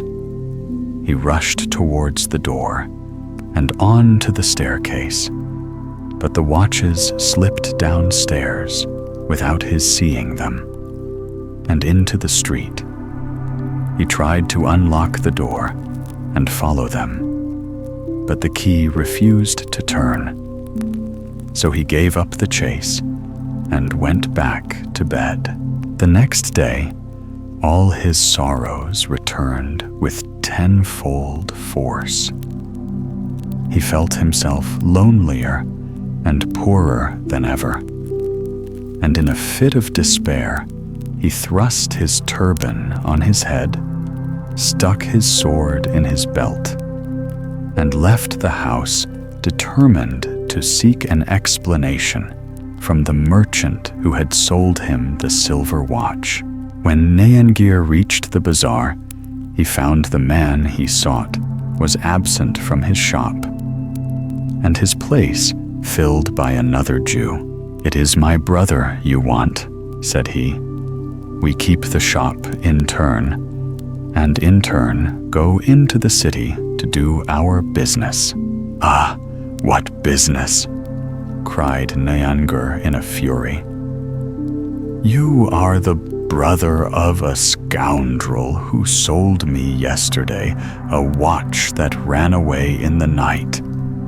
But I will find it somehow, or else you shall pay for it, as you are his brother." "What is that you say?"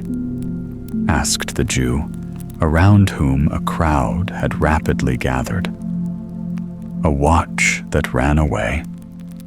If it had been a cask of wine, your story might be true. But a watch, that is hardly possible. The Qadi shall say whether it is possible or not," replied Niangir, who at that moment perceived the other Jew enter the bazaar. Darting up, he seized him by the arm and dragged him to the Qadi's house, but not before the man whom he had found in the shop contrived to whisper to his brother, in a tone loud enough for Niangir to hear, "Confess nothing, or we shall both be lost." When the Qadi was informed of what had taken place, he ordered the crowd to be dispersed by blows, after the Turkish manner, and then asked Niangir to state his complaint. After hearing the young man's story, which seemed to him most extraordinary, he turned to question the Jewish merchant, who instead of answering, raised his eyes to heaven and fell down in a dead faint. The judge took no notice of the swooning man, but told Niangir that his tale was so singular he really could not believe it, and that he should have the merchant carried back to his own house. This so enraged Niangir that he forgot the respect due to the Qadi. and exclaimed at the top of his voice, "Recover this fellow from his fainting fit, and force him to confess the truth," giving the Jew, as he spoke, a blow with his sword, which caused him to utter a piercing scream. "You see for yourself," said the Jew to the Qadi, "that this young man is out of his sign. I forgive him his blow. But do not, I pray you, leave me in his power." At that moment, the Basa chanced to pass the Qadi's house, and hearing a great noise, entered to inquire the cause. When the matter was explained, he looked attentively at Niangir and asked him gently how all these marvels could possibly have happened. "My lord," replied Niangir, "I swear I have spoken the truth, and perhaps you will believe me when I tell you that I myself have been the victim of spells wrought by people of this kind, who should be rooted out from the earth. For 3 years, I was changed into a 3-legged pot, and only returned to man's shape when one day a turban was laid upon my lid." At these words, the Basa rent his robe for joy, and embracing Niangir, he cried, "Oh, my son, have I found you at last? Do you not come from the house of Mohammed and Zinebi?" "Yes, my lord," replied Niangir. "It was they who took care of me during my misfortune, and taught me by their example to be less worthy of belonging to you." "Blessed be the Prophet," said the Basa, "who has restored one of my sons to me at the time I least expected it. You know," he continued, addressing the Qadi, "that during the first years of my marriage, I had 3 sons by the beautiful Zambak. When he was 3 years old, a holy dervish gave the eldest a string of the finest coral, saying, 'Keep this treasure carefully, and be faithful to the Prophet, and you will be happy.' To the second, who now stands before you, he presented a copper plate on which the name of Mohammed was engraved in 7 languages, telling him never to part from his turban, which was the sign of a true believer, and he would taste the greatest of all joys. While on the right arm of the third, the dervish clasped a bracelet with the prayer that his right hand should be pure and the left spotless, so that he might never know sorrow. My eldest son neglected the counsel of the dervish, and terrible troubles fell on him, as also on the youngest. To preserve the second from similar misfortunes, I brought him up in a lonely place, under the care of a faithful servant named Guluku, while I was fighting the enemies of our holy faith. On my return from the wars, I hastened to embrace my son, but both he and Guluku had vanished, and it is only a few months since that I learned that the boy was living with a man called Mohammed, whom I suspected of having stolen him. Tell me, my son, how it came about that you fell into his hands." "My lord," replied Niangir, "I can remember little of the early years of my life, save that I dwelt in a castle by the seashore with an old servant. I must have been about 12 years old, when one day, as we were out walking, we met a man whose face was like that of this Jew, coming dancing towards us. Suddenly, I felt myself growing faint. I tried to raise my hands to my head, but they had become stiff and hard. In a word, I had been changed into a copper pot, and my arms formed the handle. What happened to my companion, I know not, but I was conscious that someone had picked me up and was carrying me quickly away. After some days, or so it seemed to me, I was placed on the ground near a thick hedge, and when I heard my captor snoring beside me, I resolved to make my escape. So I pushed my way among the thorns as well as I could, and walked on steadily for about an hour. You cannot imagine, my lord, how awkward it is to walk with 3 legs, especially when your knees are as stiff as mine were. At length, after much difficulty, I reached a market garden and hid myself deep down among the cabbages, where I passed a quiet night. The next morning, at sunrise, I felt someone stooping over me and examining me closely. "What have you got there, Zinebi?" said the voice of a man a little way off. "The most beautiful pot in the whole world," answered the woman beside me, "and who would have dreamed of finding it among my cabbages?" Mohammed lifted me from the ground and looked at me with admiration.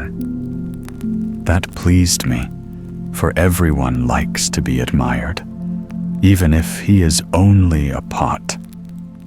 And I was taken into the house and filled with water, and put on the fire to boil. For 3 years, I led a quiet and useful life, being scrubbed bright every day by Zinebi, then a young and beautiful woman. One morning, Zinebi set me on the fire, with a fine fillet of beef inside me, to cook for dinner. Being afraid that some of the steam would escape through the lid, and that the taste of her stew would be spoiled, she looked about for something to put over the cover, but could see nothing handy but her husband's turban. She tied it firmly round the lid, and then left the room. For the first time during 3 years, I began to feel the fire burning the soles of my feet, and moved away a little, doing this with a great deal more ease than I had felt when making my escape to Mohammed's garden. I was somehow aware, too, that I was growing taller. In fact, in a few minutes, I was a man again.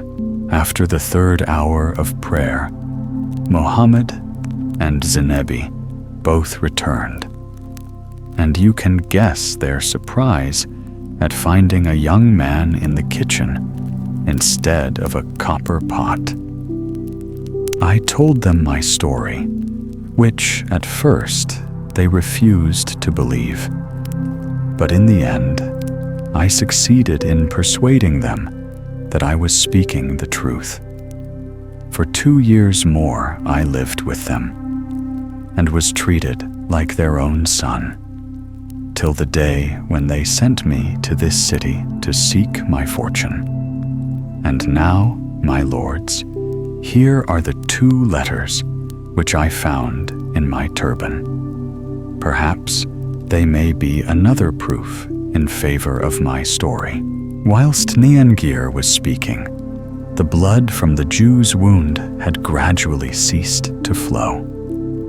And at this moment, there appeared in the doorway a lovely Jewess, about 22 years old. Her hair and her dress all disordered, as if she had been flying from some great danger. In one hand, she held 2 crutches of white wood and was followed by 2 men. The first man, Niangir knew to be the brother of the Jew he had struck with his sword, while in the second, the young man thought he recognized the person who was standing by when he was changed into a pot. Both of these men had a wide linen band round their thighs and held stout sticks. The Jewess approached the wounded man and laid the 2 crutches near him. Then, fixing her eyes on him, she burst into tears. "Unhappy Izuf," she murmured, "why do you suffer yourself to be led into such dangerous adventures? Look at the consequences, not only to yourself, but to your 2 brothers." Turning as she spoke to the men who had come in with her and who had sunk down on the mat at the feet of the Jew, the Basa and his companions were struck both with the beauty of the Jewess and also with her words, and begged her to give them an explanation. "My lords," she said, "my name is Sumi, and I am the daughter of Moises, one of our most famous rabbis. I am the victim of my love for Izaf," pointing to the man who had entered last, "and in spite of his ingratitude, I cannot tear him from my heart. Cruel enemy of my life," she continued, turning to Izaf. "Tell these gentlemen your story and that of your brothers, and try to gain your pardon by repentance. We all 3 were born at the same time," said the Jew, obeying the command of Sumi at a sign from the Qadi, "and are the sons of the famous Nathan ben Sadi, who gave us the names of Izif, Izuf, and Izaf. From our earliest years, we were taught the secrets of magic, and as we were all born under the same stars, we shared the same happiness and the same troubles. Our mother died before I can remember, and when we were 15, our father was seized with a dangerous illness which no spells could cure. Feeling death draw near, he called us to his bedside and took leave of us in these words: "My sons, I have no riches to bequeath to you. My only wealth was those secrets of magic which you know. Some stones you already have, engraved with mystic signs, and long ago I taught you how to make others. But you still lack the most precious of all talismans, the 3 rings belonging to the daughters of Sirocco. Try to get possession of them, but take heed on beholding these young girls that you do not fall under the power of their beauty. Their religion is different from yours. And further, they are the betrothed brides of the sons of the Basa of the sea. And to preserve you from a love which can bring you nothing but sorrow, I counsel you in time of peril to seek out the daughter of Moses the rabbi, who cherishes a hidden passion for Esaf and possesses the book of spells, which her father himself wrote with the sacred ink that was used for the Talmud. So saying, our father fell back on his cushions and died, leaving us burning with desire for the 3 rings of the daughters of Sirocco. No sooner were our sad duties finished than we began to make inquiries where these young ladies were to be found. And we learned after much trouble that Sirocco, their father, had fought in many wars, and that his daughters, whose beauty was famous throughout all the land, were named Aurora, Argentine, and Zelida. At the second of these names, both the Bassa and his son gave a start of surprise. But they said nothing, and Esaf went on with his story. The first thing to be done was to put on a disguise, and it was in the dress of foreign merchants that we at length approached the young ladies, taking care to carry with us a collection of fine stones which we had hired for the occasion. But alas, it was to no purpose that Nathan ben Sadi had warned us to close our hearts against their charms. The peerless Aurora was clothed in a garment of golden hue, studded all over with flashing jewels. The fair-haired Argentine wore a dress of silver, and the young Zelida, loveliest of them all, the costume of a Persian lady. Among other curiosities that we had brought with us was a flask containing an elixir which had the quality of exciting love in the breasts of any man or woman who drank of it. This had been given me by the fair Sumi, who had used it herself and was full of wrath because I refused to drink it likewise, and so return her passion. I showed this liquid to the 3 maidens who were engaged in examining the precious stones and choosing those that pleased them best.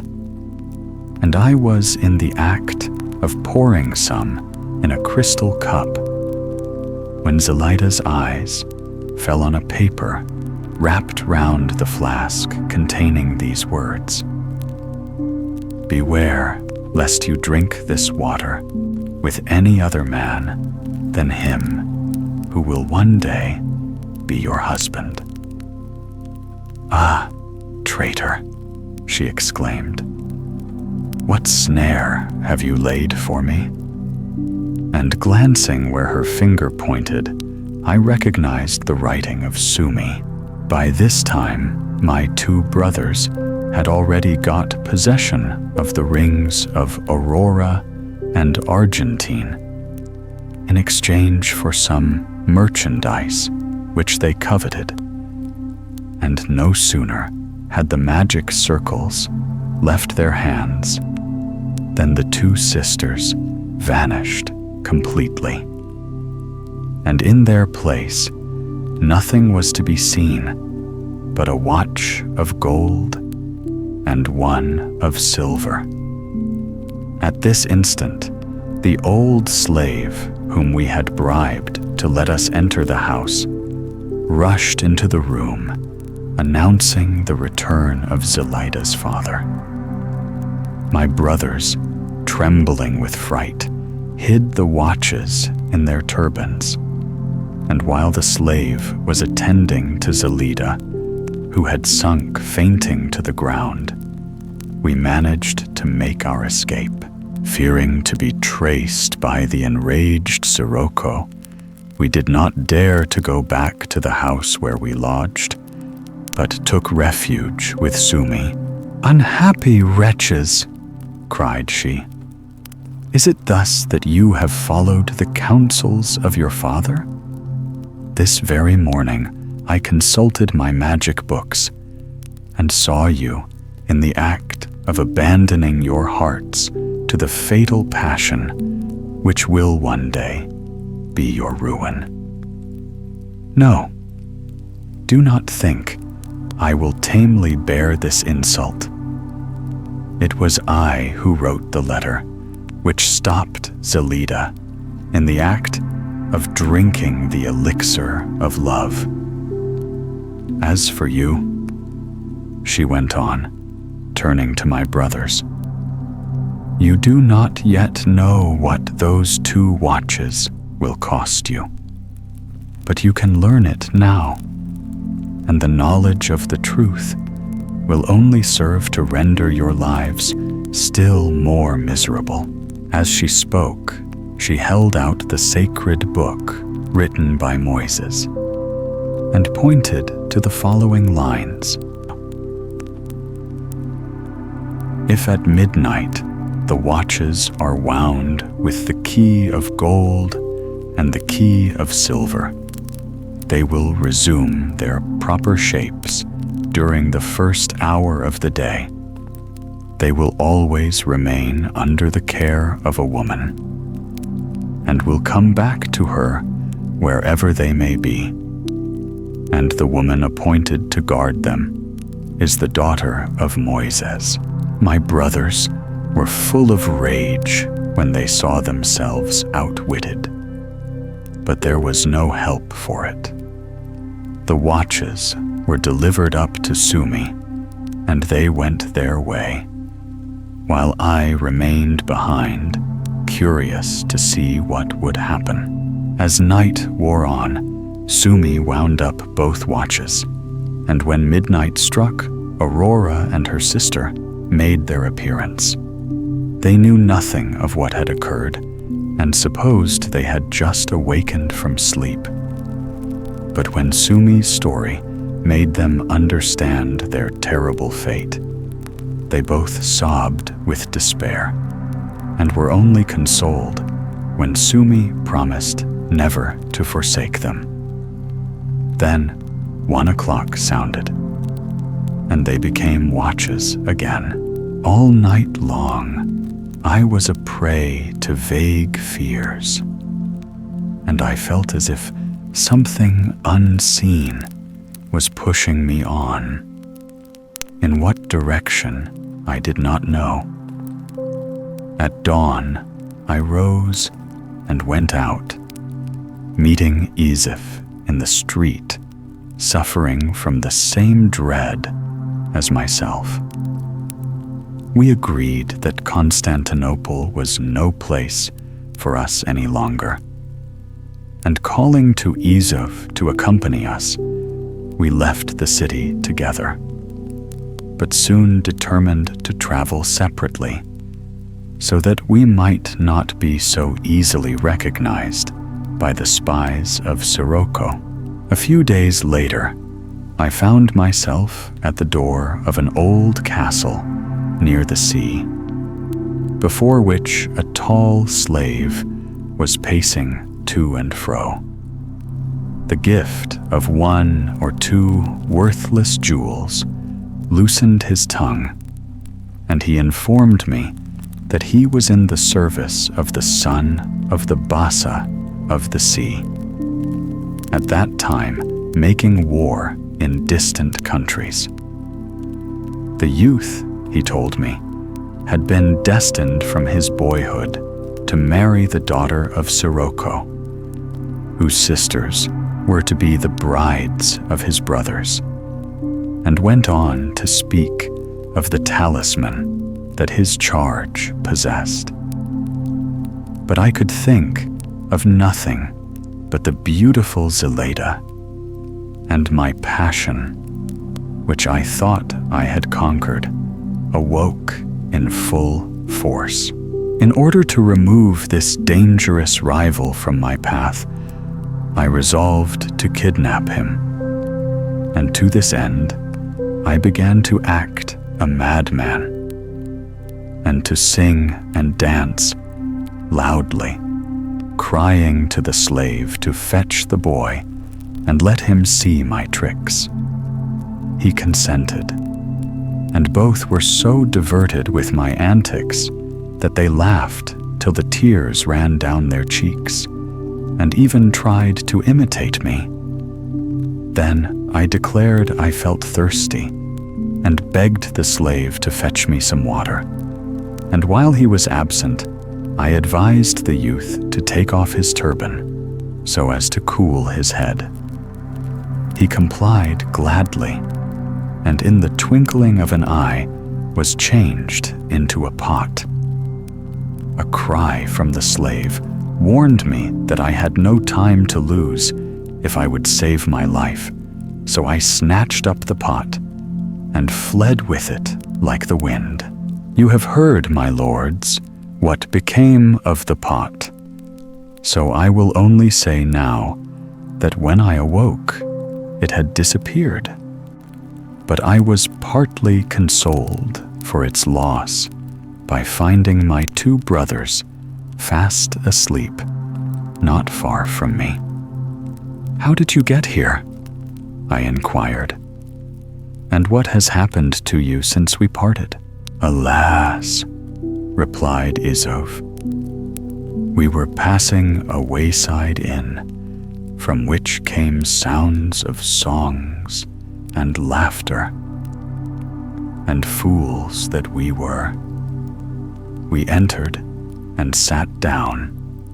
Circassian girls of great beauty were dancing for the amusement of several men, who not only received us politely, but placed us near the two loveliest maidens. Our happiness was complete, and time flew unknown to us, when one of the Circassians leaned forward and said to her sister, their brother danced, and they must dance too.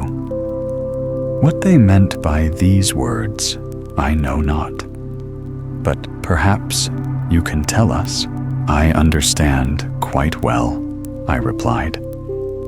They were thinking of the day that I stole the son of the Bassa and had danced before him. Perhaps you are right, continued Izov. For the two ladies took our hands and danced with us till we were quite exhausted. And when at last we sat down a second time to table, we drank more wine than was good for us. Indeed, our heads grew so confused that when the men jumped up and threatened to kill us, we could make no resistance, and suffered ourselves to be robbed of everything we had about us, including the most precious possession of all, the two talismans of the daughters of Sirocco. Not knowing what else to do, we all three returned to Constantinople to ask the advice of Sumi, and found that she was already aware of our misfortunes, having read about them in the book of Moises. The kind-hearted creature wept bitterly at our story, but being poor herself, could give us little help. At last, I proposed that every morning we should sell the silver watch into which Argentine was changed, as it would return to Sumi every evening unless it was wound up with the silver key, which was not at all likely. Sumi consented, but only on the condition that we would never sell the watch without ascertaining the house where it was to be found, so that she might also take Aurora thither, and thus Argentine would not be alone if by any chance she was wound up at the mystic hour. For some weeks now, we have lived by this means, and the two daughters of Sirocco have never failed to return to Sumi each night. Yesterday, Yusuf sold the silver watch to this young man, and in the evening placed the gold watch on the steps by order of Sumi, just before his customer entered the house, from which both watches came back early this morning. "If I had only known," cried Nianger. "If I had had more presence of mind, I should have seen the lovely Argentine. And if her portrait is so fair, what must the original be?" "It was not your fault," replied the Cadi. "You are no magician. And who could guess that the watch must be wound at such an hour? But I shall give orders that the merchant is to hand it over to you. And this evening, you will certainly not forget." "It is impossible to let you have it today," answered Yusuf, "for it is already sold." "If that is so," said the Cadi, "you must return the 3 gold pieces which the young man paid." The Jew, delighted to get off so easily, put his hand in his pocket when Neangir stopped him. "No, no," he exclaimed. "It is not money I want, but the adorable Argentine. Without her, everything is valueless." "My dear Katie," said the Bassa, "he is right. The treasure that my son has lost is absolutely priceless." "My lord," replied the Cadi, "your wisdom is greater than mine. Give judgment, I pray you, in the matter." So the Bassa desired them all to accompany him to his house, and commanded his slaves not to lose sight of the 3 Jewish brothers. When they arrived at the door of his dwelling, he noticed 2 women sitting on a bench close by, thickly veiled and beautifully dressed. Their wide satin trousers were embroidered in silver, and their muslin robes were of the finest texture. In the hand of one was a bag of pink silk tied with green ribbons, containing something that seemed to move. At the approach of the Bassa, both ladies rose and came towards him.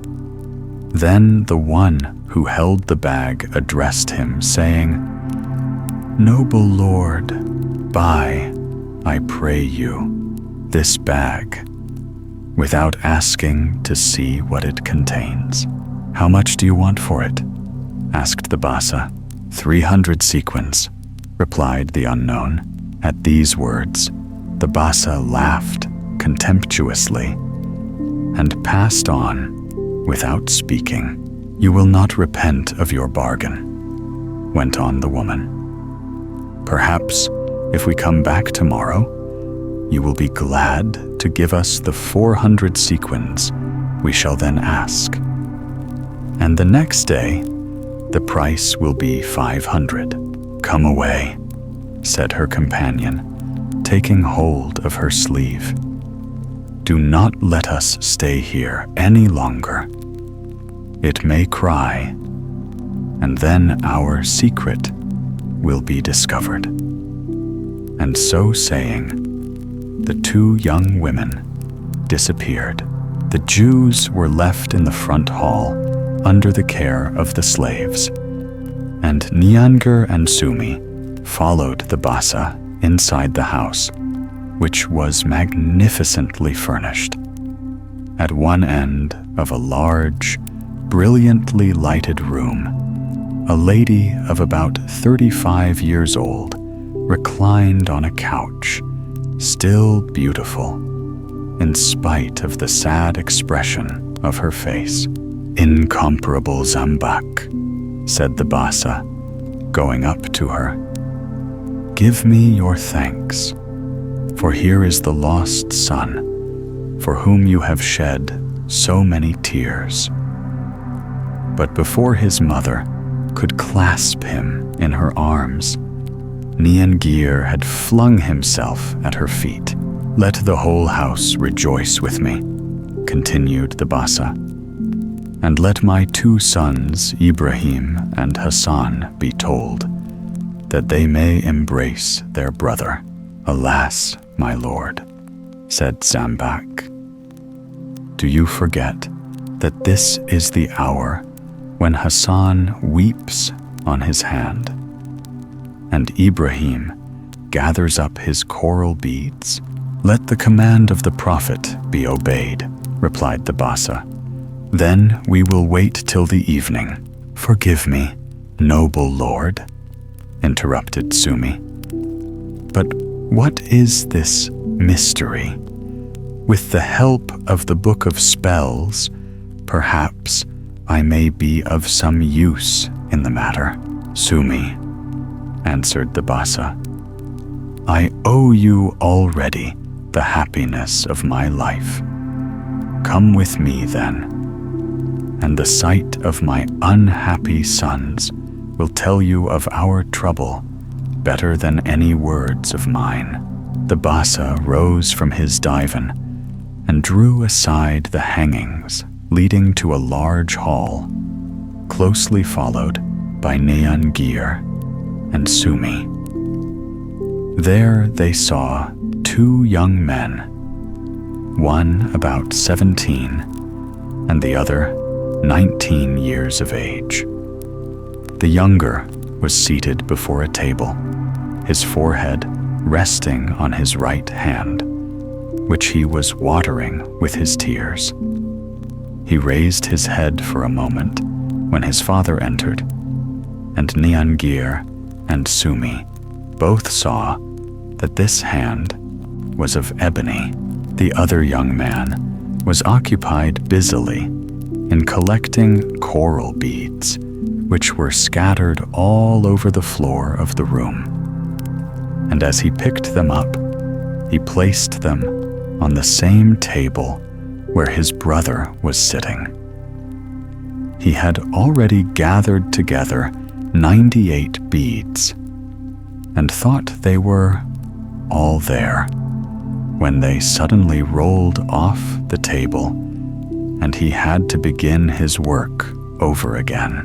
"Do you see?" whispered the Bassa.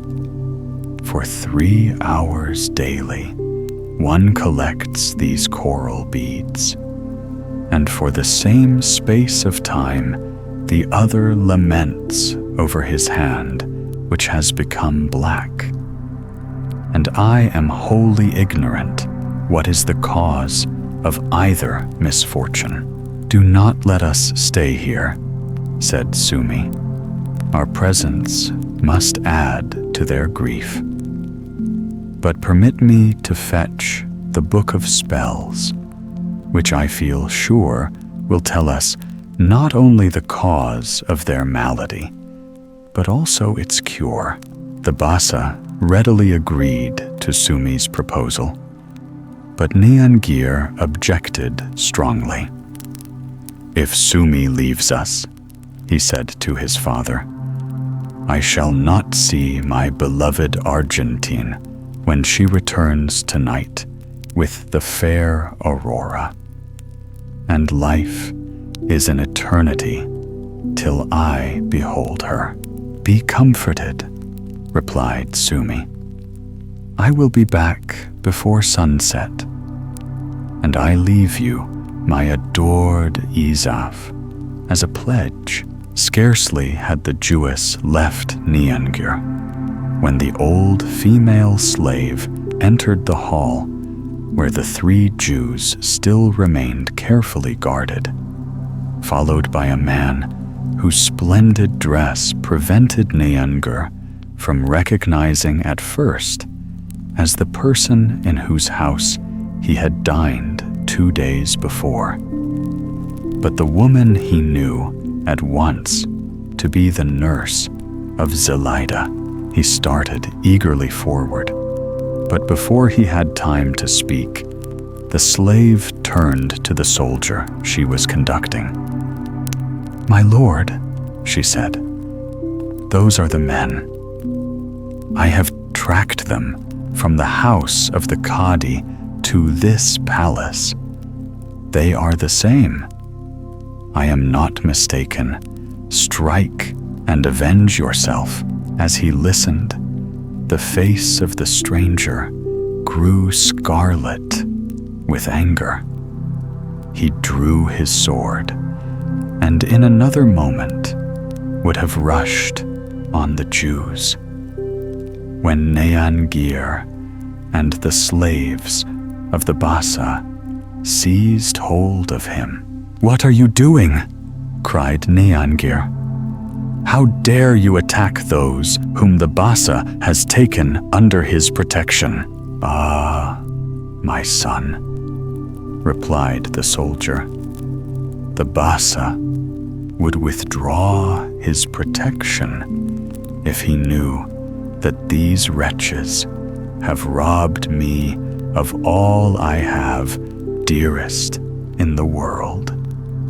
He knows them as little as he knows you." "But he knows me very well," replied Neangir, "for he has recognized me as his son. Come with me now into his presence." The stranger bowed and passed through the curtain, held back by Neangir, whose surprise was great at seeing his father spring forward and clasp the soldier in his arms. "What? Is it you, my dear Sirocco?" cried he.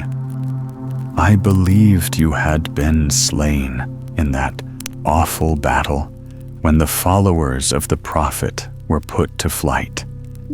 But why do your eyes kindle with the flames they shot forth on that fearful day? Calm yourself and tell me what I can do to help you. See, I have found my son. Let that be a good omen for your happiness also."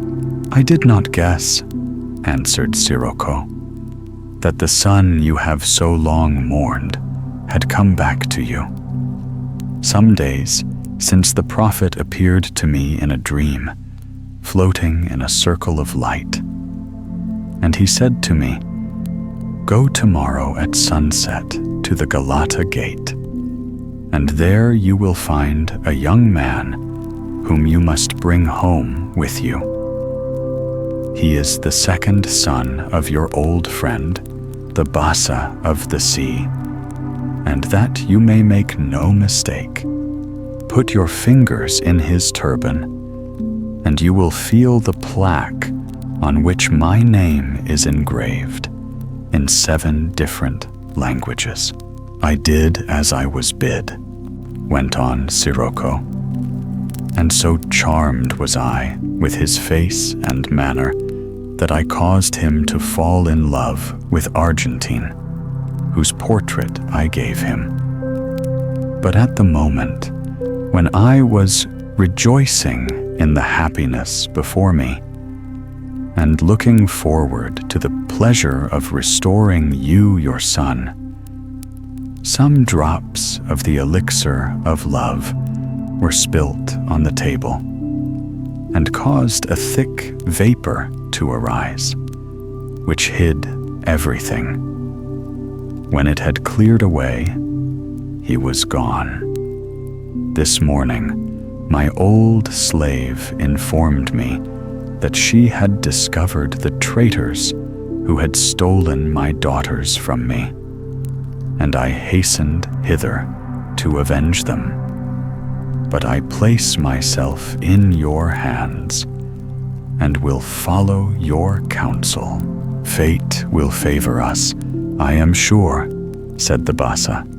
For this very night, I expect to secure both the silver and the gold watch. So send at once and pray Zelida to join us." A rustling of silken stuffs drew their eyes to the door, and Ibrahim and Hassan, whose daily penance had by this time been performed, entered to embrace their brother. Niangir and Hassan, who had also drunk of the elixir of love, could think of nothing but the beautiful ladies who had captured their hearts, while the spirits of Ibrahim had been cheered by the news that the daughter of Moises hoped to find in the book of spells some charm to deliver him from collecting the magic beads. It was some hours later that Sumi returned, bringing with her the sacred book. "See," she said, beckoning to Hassan, "your destiny is written here." And Hassan stooped and read these words in Hebrew. "His right hand has become black as ebony from touching the fat of an impure animal, and will remain so till the last of its race is drowned in the sea." "Alas," sighed the unfortunate youth. "It now comes back to my memory. One day, the slave of Zambak was making a cake. She warned me not to touch, as the cake was mixed with lard, but I did not heed her. And in an instant, my hand became the ebony that it now is." "Holy dervish," exclaimed the Bassa, "how true were your words. My son has neglected the advice you gave him on presenting him the bracelet, and he has been severely punished. But tell me, O wise Sumi, where I can find the last of the accursed race who has brought this doom on my son." "It is written here," replied Sumi, turning over some leaves. "The little black pig is in the pink bag carried by the two Circassians." When he read this, the Bassa sank on his cushions in despair. "Ah," he said, "that is the bag that was offered me this morning for 300 sequins. Those must be the women who caused Isif and Isuf to dance, and took from them the 2 talismans of the daughters of Sirocco. They only can break the spell that has been cast on us. Let them be found, and I will gladly give them the half of my possessions. Idiot that I was to send them away." While the Bassa was bewailing his folly, Ibrahim, in his turn, had opened the book and blushed deeply as he read the words.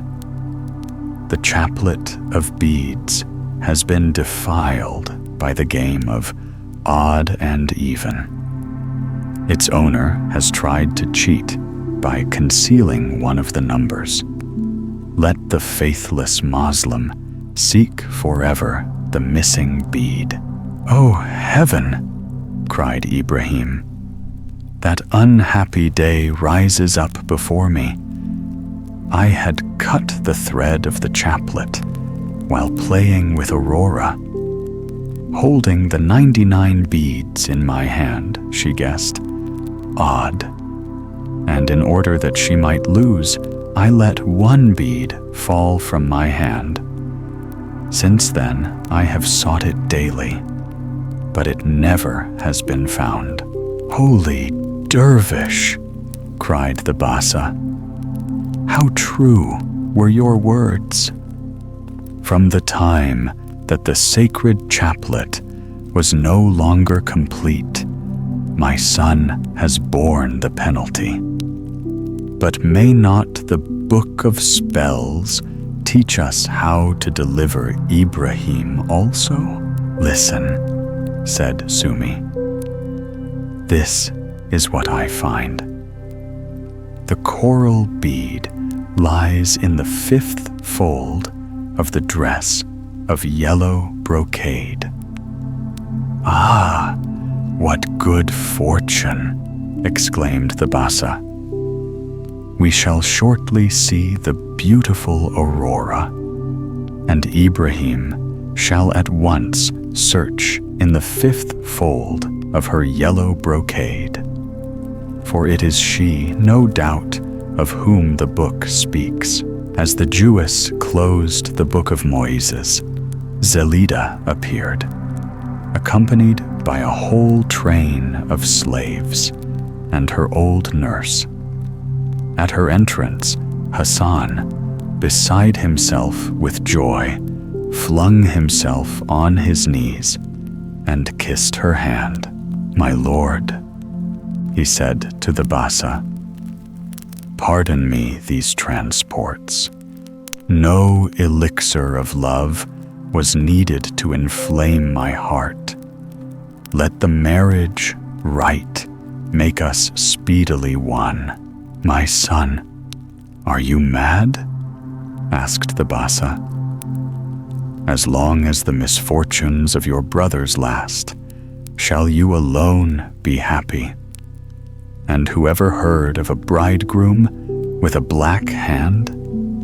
Wait yet a little longer, till the black pig is drowned in the sea. Yes, dear Hassan, said Zelida, our happiness will be increased tenfold when my sisters have regained their proper shapes.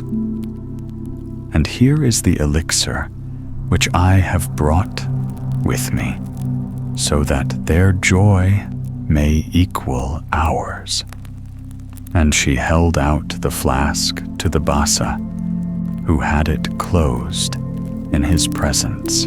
Zambak was filled with joy at the sight of Zelida and embraced her with delight. Then she led the way into the garden and invited all her friends to seat themselves under the thick, overhanging branches of a splendid jessamine tree.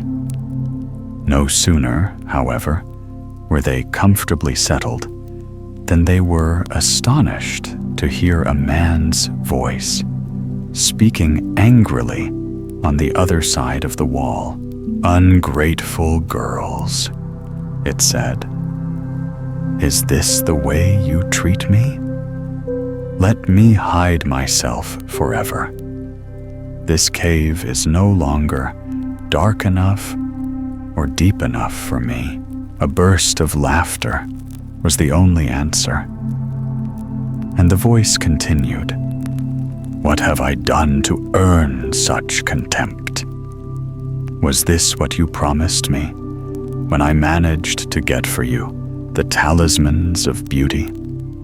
Is this the reward I have a right to expect when I have bestowed on you the little black pig, who is certain to bring you good luck? At these words, the curiosity of the listeners passed all bounds, and the Bassa commanded his slaves instantly to tear down the wall. It was done, but the man was nowhere to be seen, and there were only 2 girls of extraordinary beauty, who seemed quite at their ease and came dancing gaily on to the terrace. With them was an old slave in whom the Bassa recognized Guluku, the former guardian of Neangir. Guluku shrank with fear when he saw the Bassa, as he expected nothing less than death at his hands for allowing Neangir to be snatched away. But the Bassa made him signs of forgiveness, and asked him how he had escaped death when he had thrown himself from the cliff.